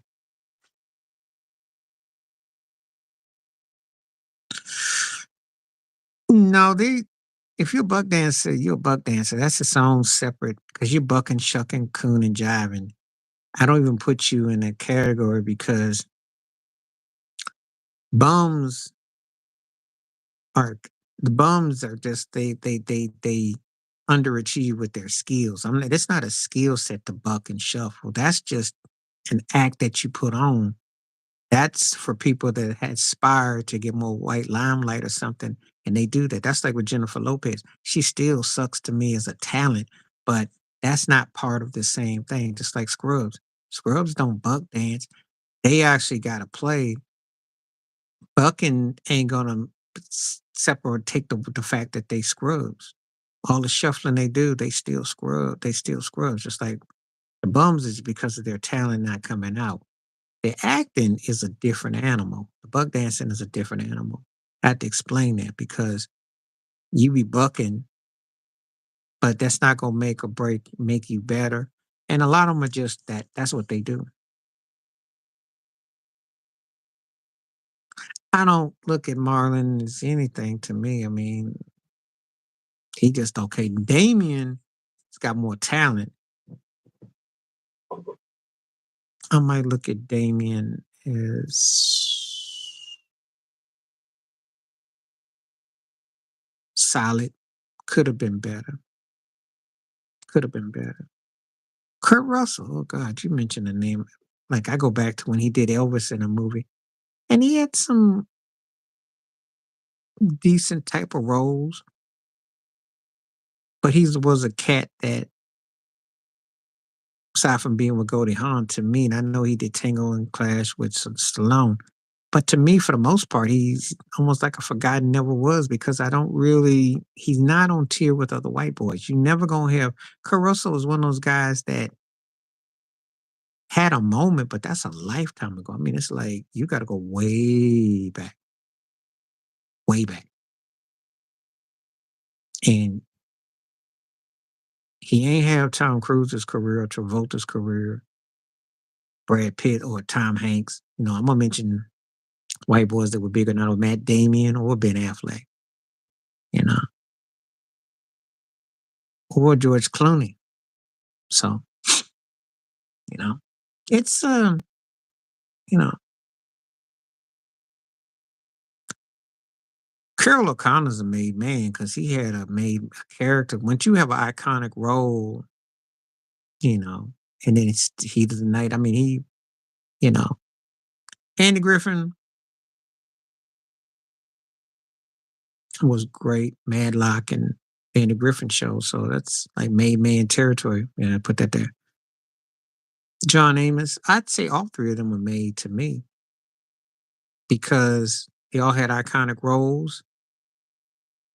Uh, and they have left a lasting impact. So I get them three. All three of them are made men. You know, John Amos playing James Evans Sr. to playing Kunta Kinte. Yeah, they were. I want to say Jan Johnson because she was one of them. She was in Robert Townsend movies, and she was. Yep, used to watch that. Hmm.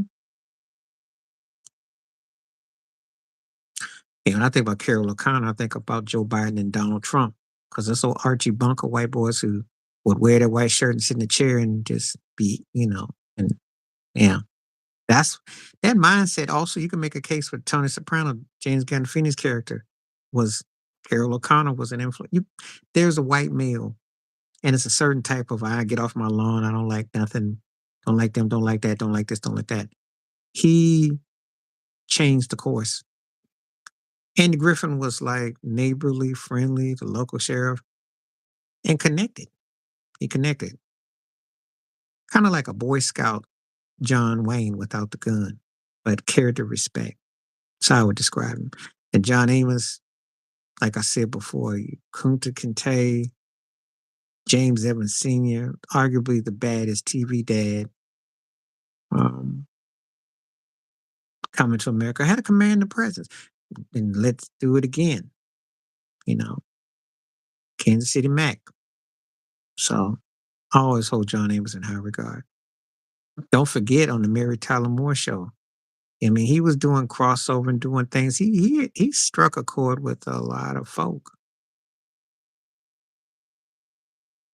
Mr. T, I would say, gotta say made man because his imagery was iconic. And from being a bodyguard to being in movies and TV shows, I mean, I pity the fool that come at me. I mean, that's iconic. How do you argue against Mr. T? So yeah. Richard Simmons, yeah, because for a cat to do them videotapes and all the way he lost and Mr. T cereal, you come get it. Yeah, he was a precursor to DMX and Ja Rule. Imagine if he was a rapper. That's who he would have been. He'd have been like Ja Rule and DMX's daddy. Mr. T gonna get it now. You gonna make me eat these cereals down here, right in here with my chains on and my mohawk. I pity the food, boy. Yeah. So yeah, Richard Simmons would be he made man. Yeah. Some videos and all that. Yeah, I do that. I do impersonations. The one thing about my channel, you mentioned some people, and if I get that voice up, I can definitely. And I remember he was big. He was big. Jonah Hill. I like uh his work, some of it. I'd say he's in the good, even though it's, after a while, I'd say in the good. Keeps consistency, but that movie that messed with Eddie was corny, but um good. Say good. But Mr. T and Simmons, those are, you know, they're household names. If you household and you got an iconic role, I gotta call you a made man. That's why I can't say that about Wesley, because he was in the good. Had he had another role like he did in the bad video with Michael, or like how he was as Nino Brown, and Nino Brown was black for New Jack City, and people remember it, but I don't know if it would say it would translate. Yet again, in the very good, but he had some movies that people don't talk about, and it kind of that's what kept him from great. But Wesley is a close cat, close. But yeah, yeah, I got a lot of memories with Mr. Tito. I remember when he was on Different Strokes with him and Gary Coleman had the matching mohawk. That was funny.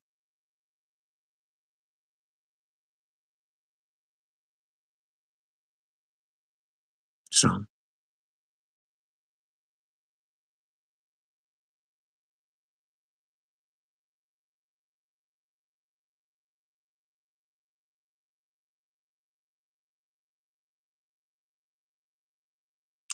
but she buck danced, But I, as a choreographer and a dancer, I mean, she was a no talent singing hack. A funny story I ever heard of Paula Abdul. There's two funny stories. LA and Babyface wrote one song on her album, which sold 7 million copies, Forever Your Girl, and they were mad because they didn't write more because they didn't think that album was going to sell. So that was hilarious. And then I heard about Prince and his engineer. They said, "Oh, we got to give her a song with her non-singing self." I think they was clowning her. Everybody knew she couldn't sing, but she was a great Laker girl. She choreographed Janet Jackson's when Janet Jackson did Control. So she, you know, a judge on Idol was hilarious, but they sold the show. So she did a few things, whitewash too. Glenn Close will always be Fatal Attraction. That's an iconic movie. As an actress, she falls for me in the really good section, but she's no Meryl Streep in terms of the depth. But she was good, and that it's an iconic movie, so she gets some love for that. Aykroyd was entertaining, engaging, and one of those cats that, he always found himself at the right place, right time, because he actually did Singing on the Wheel of the World thing. That's just hilarious. But Aykroyd always, Ghostbusters, always Trading Places. He got some top tier stuff. I don't look at him though as made man though. I got him in the Blues Brothers. I got him in the. I guess I'll say because of his roles and his work. But Katie Bates, Katie Bates would be good. James Caan, really good. Tough guy. Obviously, Sunny, um, Kathy Bates. Yeah, she's good. Creepiness was cool. James Caan, I want to say like a Sonny Corleone.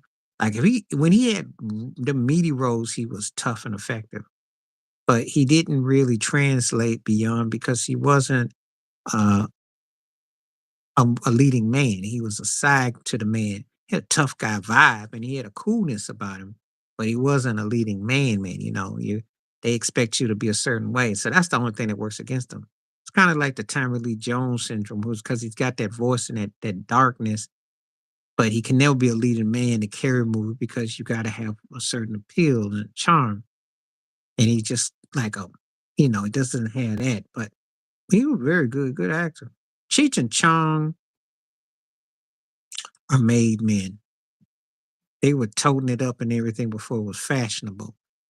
And they were catchy. And they tapes and movies, they were a lifestyle unto themselves. Funny you mention them. People don't know. People don't know about how far ahead of the curve they were when they were big. That's almost like adult film entertainers being, back as to now it's nothing, but at that time that was like wow, because it wasn't the same social climate. So if somebody like that crossed over at that time, that was because they crossed over. It wasn't like people was going to acknowledge it. So they were big. They were big.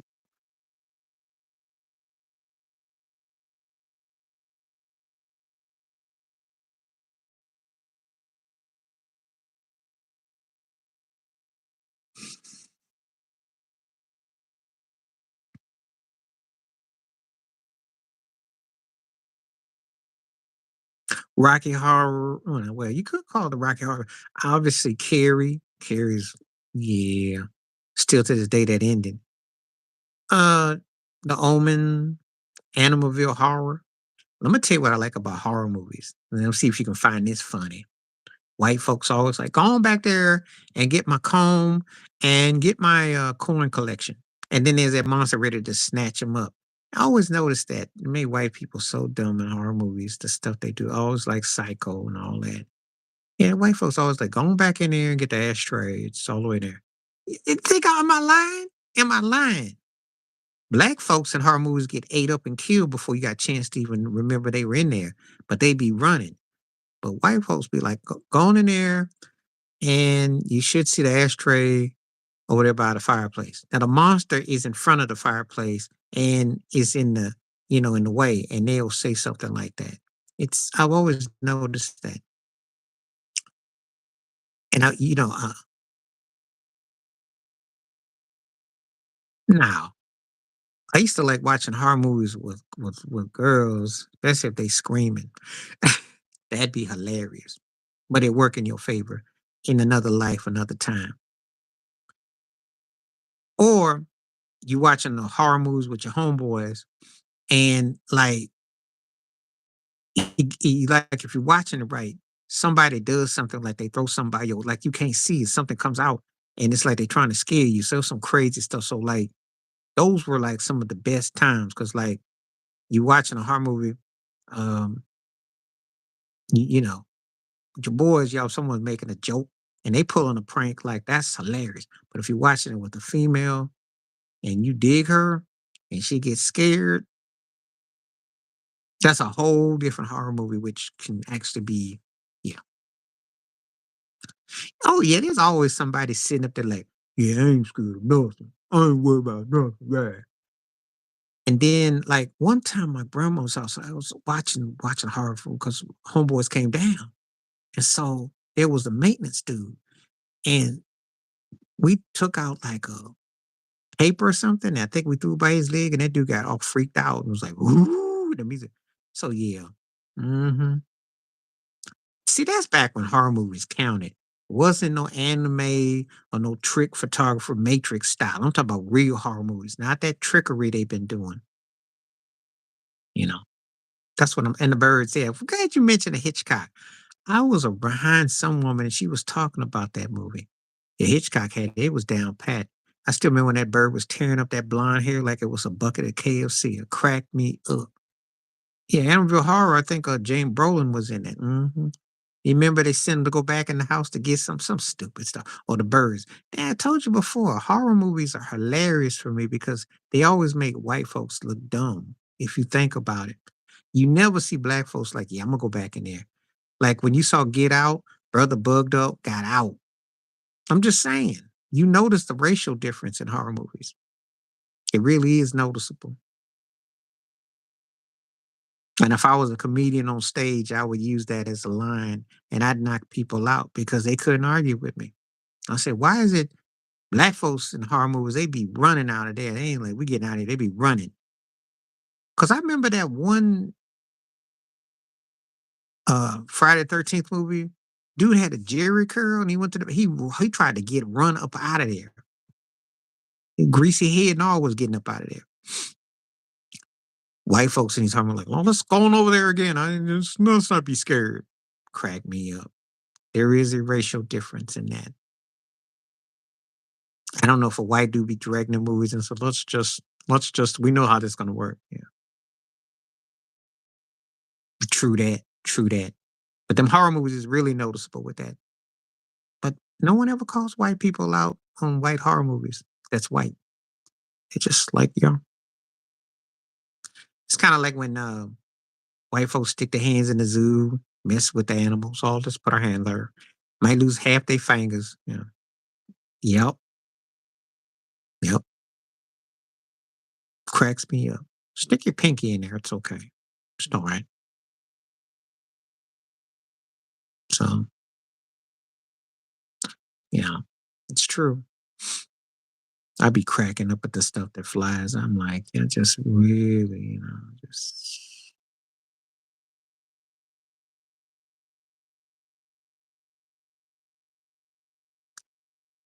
So I've buried some people and I've cleaned graves, which I'll clean. Like I'll take the weeds out, trim the bark, do stuff like that. And I'll try to bring flowers and talk to lost loved ones. I'll do that.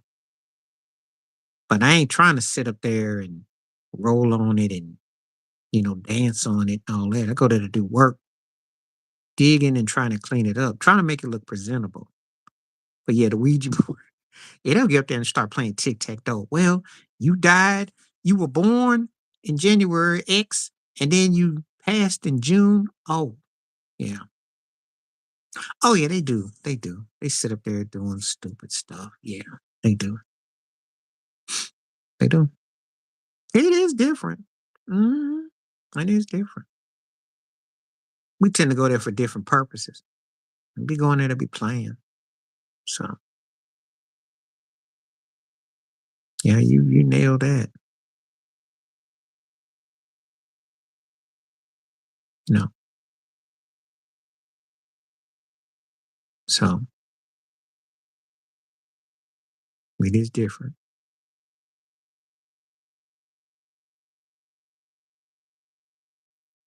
Now you don't mess with those spirits. That stuff is real. Like your grandmama be talking to you, and you be in one of them old folks' houses, and you be looking on the wall, and that eyeball be looking at you. That eyeball be like 200 years old. Eyeball like, don't you do that. You be scared. It's true. We have different, we do, we do. There's a different element of how we're from. It's true. It's true. It's true. It's true. You get taught that too. That's what we learn. That's what we learn about karma. Hmm.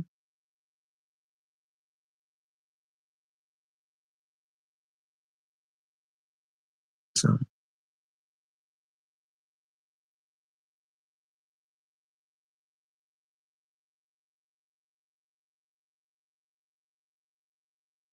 heck no.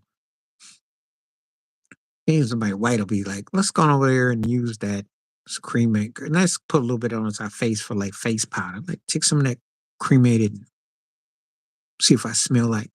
I'll do some stupid stuff like that. We don't do no mess like that. We'd be like scared to go over there. You hear Keith Richards talking about he snorted his daddy's ashes, some crackhead stuff. I'm like, see, we don't be talking that demonic stuff. They be talking that demonic stuff. I'm just saying. So I know what you're talking about. Oh, it's amazing how we get on these different conversations. We went from the horror movies to talk about, yeah, but it's true. I mean, yeah, it's true. That's true. That real talk. That is real talk. Or the dogs be licking all on their faces. They be French kissing their dog, like all kinds of nasty stuff. Yup. We love our dogs, but they have their place. Them folks so he'll be like that dog became their child and they love her. I mean, crack me up with that. I'm like, and I do love me some dogs. Oh, we could do that. We can do that. We can do that. That'll probably make the numbers go even crazier because there's a whole lot. If you mention the subject or the topic, there goes on. That's why you got Kelsey running around there thinking he created a fade and he got some white folks up here thinking that. I'm like, look, that box is old.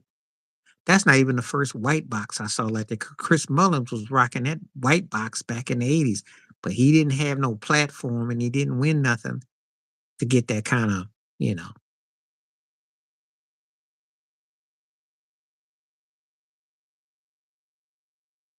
Oh yeah, because black hair is like it's like fur coat.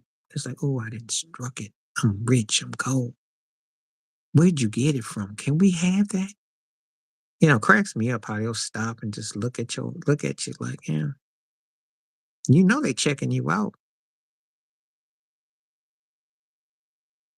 They do. Well, if they show pictures that have black family members, what happened to Nikki Haley, the son-in-law, and she didn't get the memo? We got one. We got one right here. I'm gonna use him. She should have used him to promote her agenda, because he probably looked at her crazy. Because it's embarrassing.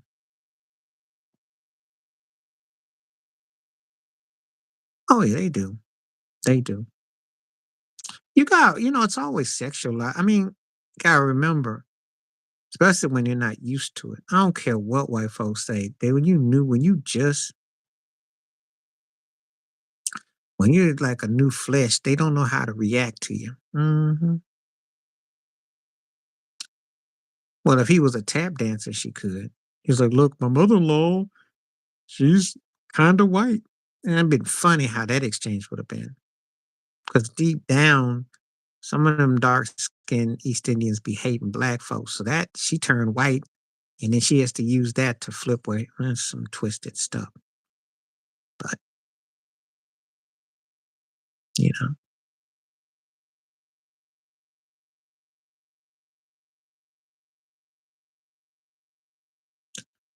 Well, they checking you out because if you're carrying yourself with any dignity and class, and you actually know how to order your, food, and you know what a salad fork look like, and you know how to do sociable things and use your glass and manners and courtesy. Yes, they would be, you know, and they see you, they're like, "Wow, where's he from?" Yeah, that's I believe it.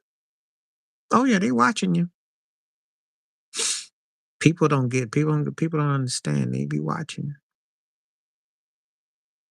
Brothers scare you, especially if he articulate, has decorum, has manners, has some style, some substance. They can't deal with that. If you know anything about etiquette, remember Mike Tyson was going to etiquette school back in '88 when he was with Robin Givens because he's trying to learn, you know, yeah. TJ know Larry Holmes, that job turkey. See, and he a bougie brother, bougie. She finding out how black he is though too though. He's like, oh yeah, so I'm just here, Bop. That old OJ Bop, and as a broadcaster, he's generic, but I mean, he's what they like. That's what got him on the broadcasting booth. I mean, I call it the Brian Gumball, the Brian Cornball School of Brothers crossover on TV because they have you as that. And he's cornball, but that's how he looks the part and he dresses and he fits the. But the problem is that yeah, he's a brother in real life. You know, he just be all shucky on TV. You know how it is, like, oh shucks. Oh, I'm just a happy brother and I just like it. Oh gosh darn. Oh, I just love it. Oh, I just like this. Oh. That's what OJ used to do on TV too. And that's what Brian Cornball did too, Gumball. I respect Gumball on Real Sports, but a lot of that pandering on Today's Show and all that, he tried to be all, you know, they don't show no emotion. That and he learned TJ got some of that from Don Lemonade. Because Don definitely poured it on too. You know, it's a cue. I know the cue. You know, but you want a brother be like Bernard Shaw, be like Eric Gordon to an extent, or uh, uh, uh, um,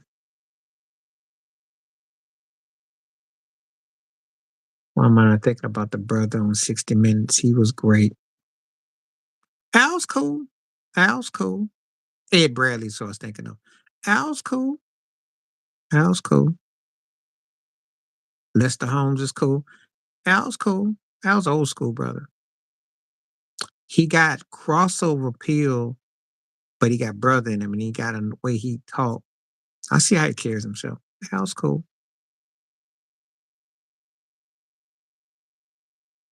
You wouldn't even know him and Lenny Kravitz's cousins, because Al be a little bit more, cool with his thing. That's the whole is professional. That's that brother that drive that Plymouth and park it in reverse and says, "Okay, now we're gonna get out to the left. Everybody have a nice day. I'll pick you up." He'd be like your deacon. He cool. I'll be paying attention.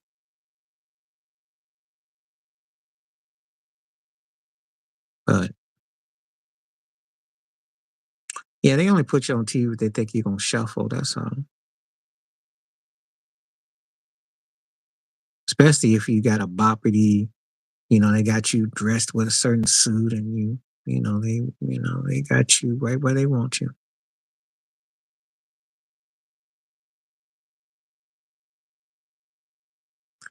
You know. See, I got this thing about when we talk about, when they start showing a lot of teeth, you know how they be grinning? Yeah. People don't understand like that used car salesman when the brothers be doing it. You just showing nothing but teeth. You ain't saying nothing. The old one, yes. Back in the 90s to early O's, yes. That was must see TV. I ain't gonna lie. Jerry was polarizing, but he came up with something no one else had. And he could have still hit today, even in social media. I mean, when your Steve Wilco had a show, I mean, I miss the old days that though. Jerry was cool. Jerry was cool.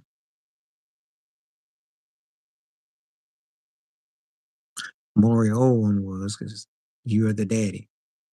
Maury had two types of shows he do. He either do the baby daddy, or is it a man, or is it a woman? He used to have them shows where like Maury, yeah. I remember his wife Connie Chung. She was alright. She did the CBS broadcasting.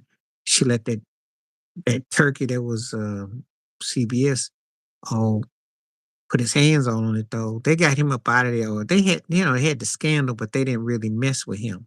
That cat that was at CBS. Mm-hmm. Think I don't remember about that predator. Yup.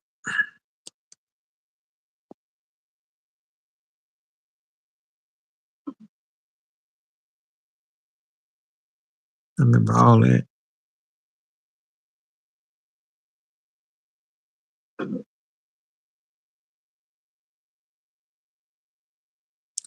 Yeah, he was on this Mr. Heal the World. Married that chick. Didn't that one chick? What happened? Something went down with that. And Montel got black. Like, I forgot what it was, but he had a moment where he got black. They liked him. And he had crossover. And he had a black moment. Forgot what it was. God, I ain't thought about Montel. He did. He was something that went down. know he was dealing with something. He was all military. He was a good Negro. And something went down. I forgot. Oh yeah, he was Mr. Kumbaya. We're gonna make everything right. That's what they did, you know.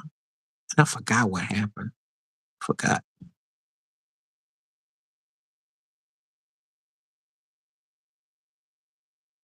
Yeah, he did. Yeah, he did. And they, again, they liked him, and he was shuffling. I remember. I remember. I remember.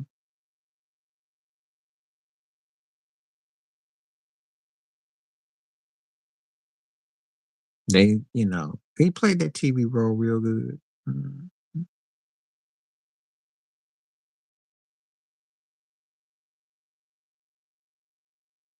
I remember all that. I used to watch all those episodes. Now I tried to watch the reboot, which was on Peacock. I didn't like the last season, but the first season was tight. The way they did the reboot was tight. But the Carlton Banks on the reboot, he all drugged out, trying to fit in Bel Air. It's crazy. I remember all them episodes of all that. And I still remember the one for 30 years ago when the brother called him a sellout and, he was trying to talk. I see Alfonso Roberto. And I do like that you know, he still keeps a career doing what he do. You know, he's an entertaining brother. He stays in his lane though. He's not.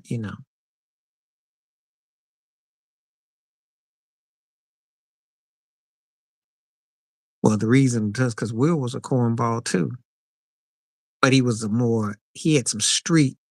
But see, the whole thing about that was that Will was corny because he wanted the bougie life, but he had the Philly aesthetic, but he was really a nerd underneath it too. But he was a brother about it in the sense that how he grew up. Because you got to remember, when you live in the city, you're in them places, there's politics to it. So even if you still got to have some hood action about you because the way he grew up, but he also fit in. If you think about how he assimilated, he had to have that balance too. So he's either a good comedian actor or he's got some corn in him too. I think it's a bit of both. Ain't nothing wrong with being corny if you are not cornball. And what I'm explaining is this: you can be corny with your thoughts or things that you like. Just don't be corny that your whole presentation just makes you a cornball, like you ain't got no soul in it, like you ain't got no feeling. That's why we get mad with cats being corny, because it's like they really just lose their soul. You can be corny about stuff that you like. Oh yeah, I remember that episode because that dude was trying to run game. That brother had that one brother had that Miles Davis perm and racking them balls. And yeah, well, pool hustling. So mhm. Uncle Phil was a real one. Mhm. People think because you live in the burbs or somewhere that you removed from your game. Actually, you're more street than ever because you got to know how to maintain that game to be in that game because it ain't nothing but game. The cats that get bougie and start buck dancing and stuff think they're getting some white acceptance. Those are the ones that are doing the worst acting. But it ain't nothing but game.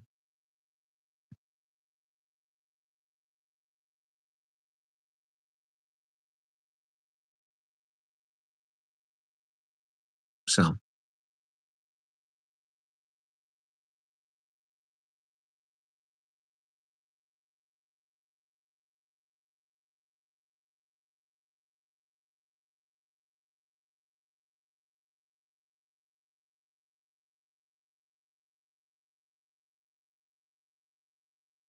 yeah, but they know the game they're getting into. I mean, they don't mind because, again, the industry makes you like so America makes you like that.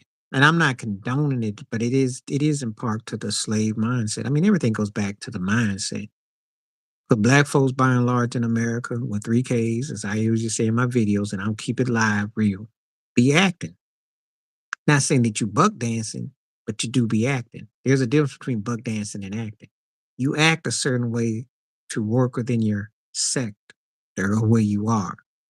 Buck dancers, though, go another notch with an adaptation of being animated to appear that they're trying to not only fit in, but be inclusive and downplay what they're doing in their existence.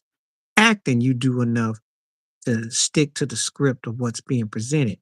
But that doesn't mean that you're trying to get off script of who you are as a person. That's the difference.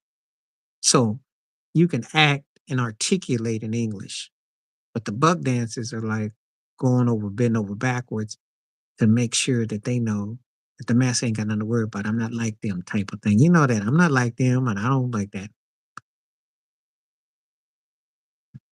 So that's the difference.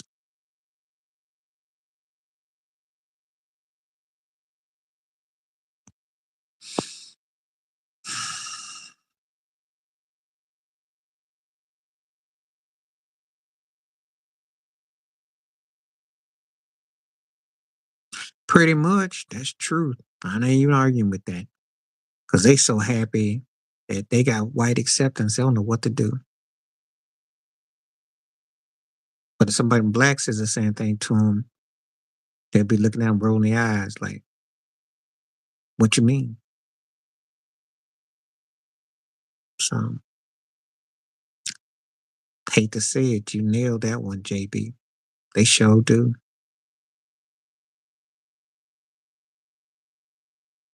It's kind of like when I see some of these black entertainers get on these award shows and and they win these awards and it's not a black thing, it's all this. They try to downplay it, you know. It's the way they talk.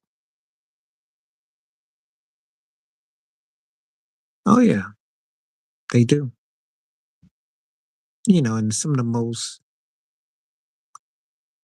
downplayed when people come at you and go, "Oh, you don't really," they'll say, "You're not really like them," or they'll say it in a way that you know what they're saying because you can articulate or, something. So I know how they talk. I didn't deal with that. That's why I walk down the street and blast music on the speaker box. Yes, we will have the Wellington well done, and then we'll have some pure Don. Was it Don Capers? I mean, not Don Capers, but yeah, they'll say some mess like that. Hmm. Puree. Give me some puree. Well, with the lemon. Yeah, they'll say all that mess. All bougie. Giving that OJ Simpson head bop. And I'm like, who are you trying to impress? White folks don't care about you. So it's hilarious to me. It's hilarious. Yeah. I mean, like I said, if I was doing comedy, if I do I could do a whole segment on that. I'm just gonna keep it to this live form. So if y'all, it's uncut here, we talk about that. So that's not a problem. I ain't gonna put that on a regular video because it don't get that kind of traction. But on here, oh yeah, it's true. You know, just like they go to Starbucks and put on a show, spend all that money for some coffee and give me that Al Pacino with a twist of, you know, Serpico sauce. Yeah, cringeworthy.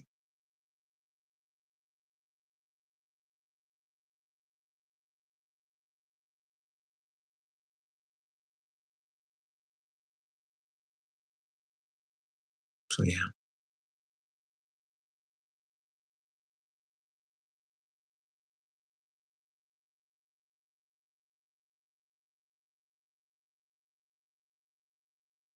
sure will. and then have Starbucks call the police on them and Karen and Ken and get them up out of here. Get Mookie and Tay Tay out of here. You know, Mookie and Tay Tay got 3-piece suits on and have mad money, but they use the bathroom. That's how bad it got at Starbucks, that Philly one, because Starbucks changed their doorknob policies when they had to have the code. Then they put it where everybody go in. And that's how bad it got. But yeah, they do. I don't clap for Starbucks. I don't give them the time of day. I ain't forgot how they did the brothers in Philly. I boycotted them. I don't want nothing to do with them. Yep. Just sitting there with his, because his hair is, his fro's going like he's Dougie Doug, and they scared. Hmm. So that's all true.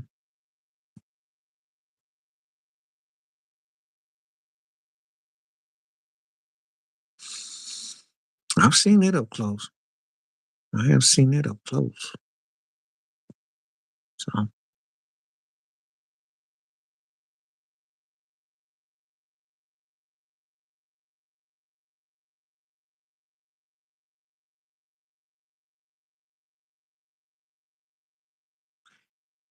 they hate it because they can't do it, but they definitely seen a lot of them that were rocking them.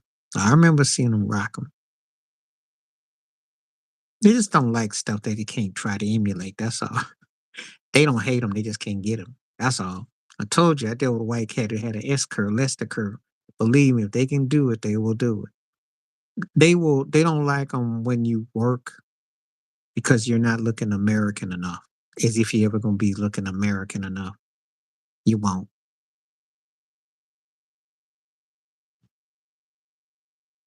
They hate. They hate your dashiki. I have some African mask I wear when I go out. They'll look at that. They'll look at my mask. They hate that. They hate when you do anything that don't conform to what they want. Looking too black with an afro, having a boom box where you blasting music, you don't care. I do that. And I like them be disturbed. And you just doing your thing. Yeah. Just being black scares them. That's just a fact. We know. Just being black. Black and you don't care. Like you just don't give them the time of day. Yeah, because they'll start talking about them and don't care. I ain't got no problem with it. Not at all. Like I told you before, we do a lot of acting. I mean, I just tell it like this. We do act. Like how's everything going? Oh, it's okay. We all right. You know, everybody might come and ask you how things are going. I said, well, country's still racist, institutionalized systematic racism, police brutality, um, you know, slavery. Still, you don't want to teach nothing in school. I mean, like, yeah, you want me to tell you the truth or do you what you want? You don't never want us to tell you the facts. Well, they I don't know who they encounter because it depends if they count on them drinking.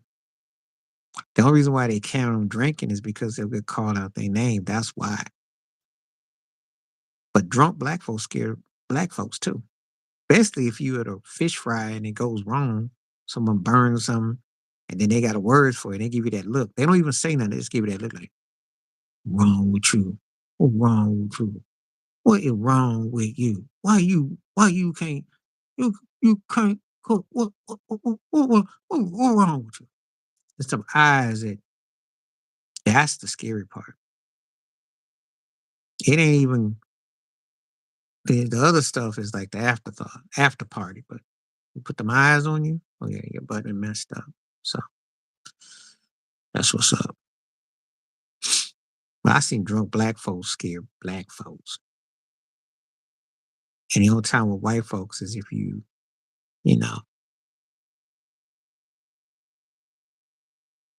course they do. Always have.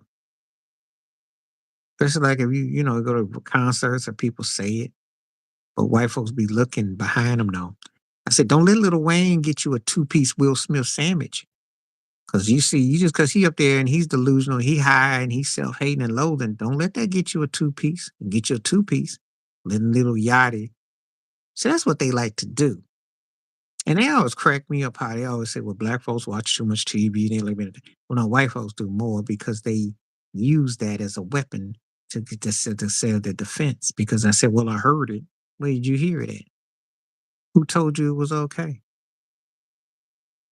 That's why black entertainers got to have some standards, which they don't. That's why it's a plantation.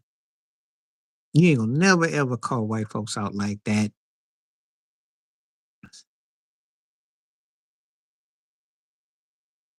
I get heard that mess all the time.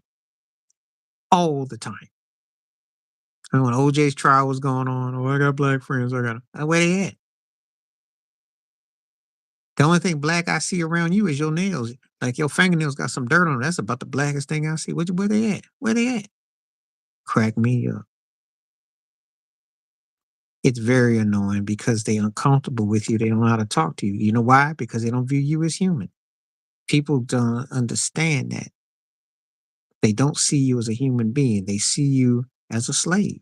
Because when you have schools and you have polices and those are the slave catchers still beating you up, using you like you're a pinata, people still criminalizing you. That's what they think. They need to turn them cameras on themselves and stop going after black folks. That's the problem. Everything is built to lock and go against black folk. That's not a myth. That's a reality because because they haven't been able to respect their own selves. And when they, you know, they have to feel compelled to apologize for being hateful. That's what's up. It's like the NFL.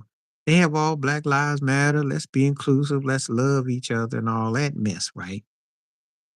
And then they have bigot owners and bigot German people say stuff and do stuff. And then what happens with that? What happens with that?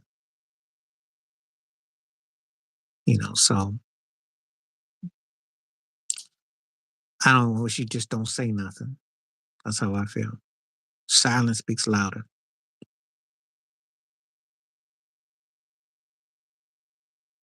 So that's how I feel. I don't want you to say nothing. Just stay quiet.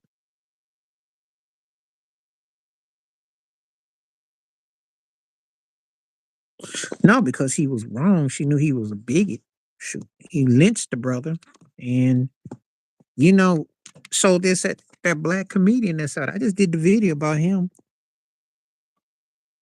Let me see if I can go find it. It's coming on my channel. I talked about him. Yeah. Let me see, because I did the video today. You should be getting that video. It'll be coming out very in the next hour. It's gonna be on my channel. David Lucas. I did the David Lucas video. He's the big KFC double bucket lip turkey that was talking about George Floyd. I did that video. It'll be coming out real soon. And he thought it was cool to talk about this and George Floyd. And the black folks got up there and left his show. Mhm. Now I didn't see some black conservatives get up there and say, "Oh well, they soft and moist." And he tried to make a Kyle Rittenhouse joke. I said, No." Willie D told people. I was checking out Willie D's video. He said, "If you leave as one of my yeah, then I want you." I wasn't hip to this turkey, okay? Because it wasn't until I saw this thing with George Floyd. Because I don't go around chasing buck dancers. I'm sorry, I don't. When I do my videos, I don't make it a habit of being familiarized with what I call greasy third, fourth, fifth tier, no talent hacks. Well, fourth, fifth tier, because I ain't even pay this turkey no mind because he's a no. I mean, let's be realistic. He ain't that funny. I mean, he makes Kevin Hart look like the second coming of Martin Lawrence, and we know that ain't the truth. But I don't be paying when a black entertainer has to do that. Uh, yeah, I don't watch TV, so that's the thing, and I don't be, you know, Lisa Cabrera, who I follow too on YouTube, she's a very strong sister commentator, and I respect her a great deal. She had a part about it too. So, but I don't be, I don't go out of my way with these. Mm-mm. I try to stay out of a no buck dancing zone. I do. There are people like Daniel Cameron I can't help because you know what happened with Breonna Taylor. So obviously, if you make yourself front and center, oh yeah, I've been down with the elder for a minute. Me and elder are cool. We are cool. I agree with most of the stuff. Most stuff I do, but he remind me of what I grew up with when I was a boy because I do watch him too. I'll keep it. I like his segments. They're very, they got messages. I like them. But Elder reminds me of where it was when I was in the South. We used to meet some, older family friends. They drop jewels on you, and they said it in a way that you could relate to it, but it was deeper meaning. And you go to school the next day, that teacher ain't gonna even be able to comprehend the half, but it was that deep. But yeah, Phil Scott is the truth though. I like his cadence. Mhm. I watch him too. I do too. I've seen some of Sean. Professor Black Truth. I watch him.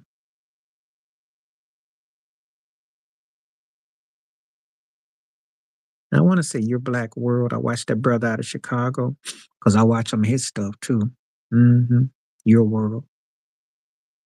He's out of Chicago. But anyway, yeah, I doubt about the David Lucas thing because again, like some fourth tier, fifth tier bucket eating jive turkey who looked like he was desperate for something to land. That's what the people. That's why I don't. One of the reasons why I don't go out. I'm still, my mask. I keep my mask on, and I don't. COVID changed everything, but I don't waste my time going to, hole in the wall places anyway with fourth and fifth tier amateur night when cats are trying to talk loud and be cursing, but also they're not funny. Yeah, I watch Tyreek. I watch Tyreek too. I watch a whole lot of folks. Professor Griff back in the day, a lot of them, you know. But I like, intellectualize with comedy too. So mine can veer into different orbits, you know. I watch them for what they're talking about, but you know, I have formed my own opinions about things, but I do respect them. I watch them all, you know. I keep an eye on all of them. I keep an eye on Roland Martin, even though I don't hardly agree with him. They are. I had to leave Roland Martin alone when he said that. I mean, I watch him sometime, but I left him alone when he said he debated Khalid Muhammad and that he got the best of Khalid. I'm like, and not the Khalid Muhammad I remember. That brother would eat you sideways. You ain't no way you gonna debate that man. That man was the fire. But I watch, yeah, you gotta have a balance of stuff. Mm. And I watch the brother who does the pranks um the car pranks. He does gold diggers. I love that because that cat, he from Haiti. And what he get them chicks in there and they be like, you're a gold digger. And he breaks them off and he says, can't rock with that. Cracks me up. Because Hillary, and I think that Vernon Jordan had access to that. But yeah, Roland, yeah, she was trying to appeal. But see, Hillary ain't used to the man gyrating in front of her. Been a long time. But Freaky Billy, don't get me started on that. If there was a Me Too movement and a real cancel culture, please. If they got R. Kelly out of, they'd have had Bill Clinton first and four line. Please. No. And Hillary, give me certain vibes. Like, you know, they have a business situation. We already know. Probably would look at Hillary and put a sleeping mask on.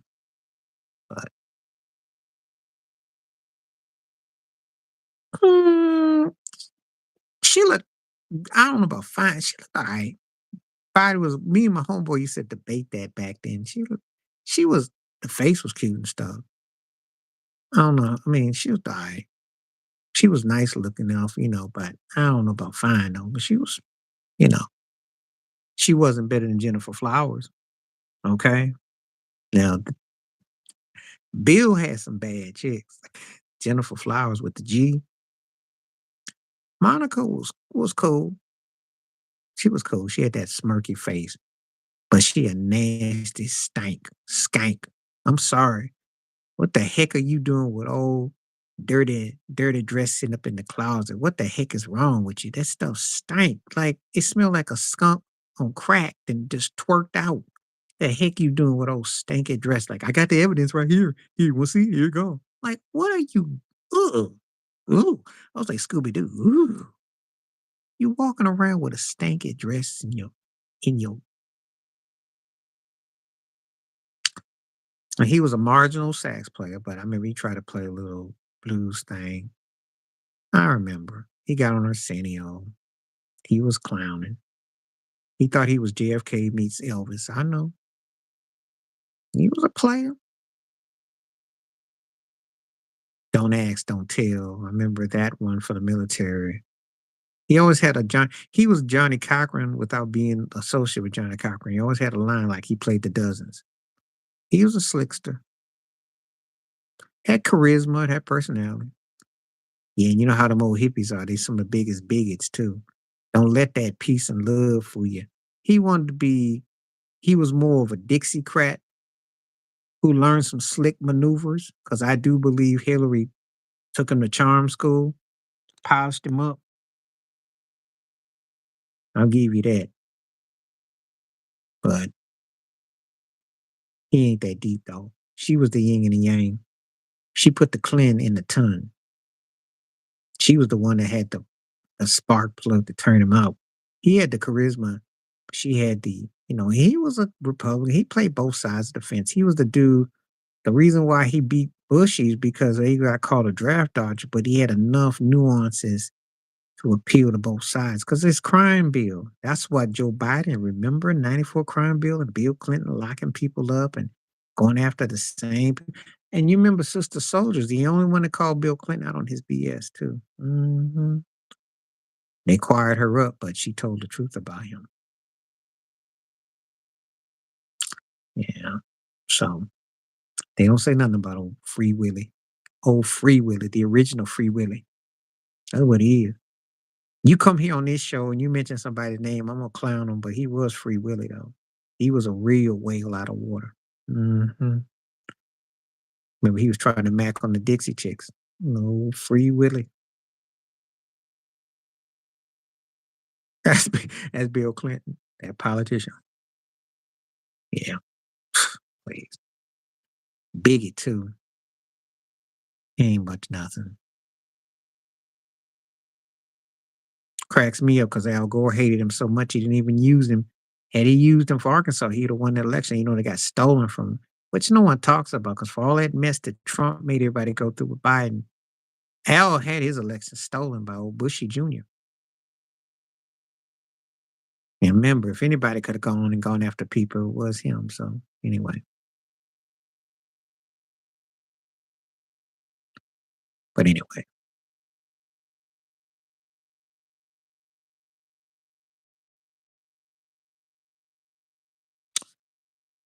anyway, I got to take a eat break. I might come back in about, okay, favorite cartoons. I'm gonna do this before I take my eat break. Give me about 30 minutes to an hour because I got to eat and get myself together. About an hour, probably come back. But let me do this one real quick. Cartoons. Oh, Fat Albert in the Game. Scooby Doo. Scooby Doo is my main one because I do. Ooh, Scooby's my favorite. The Jetsons because I thought that's how life was gonna be right now. Didn't turn out that way. Heathcliff and Marmaduke. Hanna-Barbera, that whole thing, Roadrunner, Coyote, all that. Speed Racer, Bebe's Kids.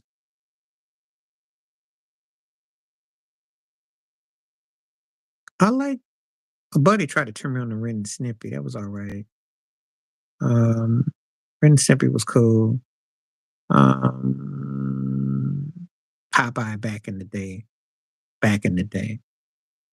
You know, Taylor Swift do remind me of Olive Oil. That yeah. Um, Snoopy, all that Snoopy stuff.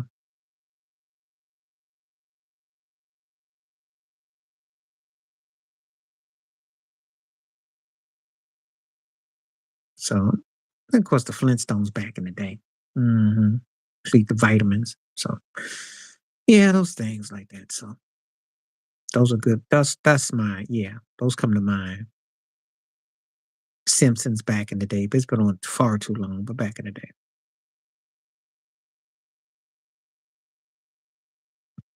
I used to watch a lot. So, more old school stuff though.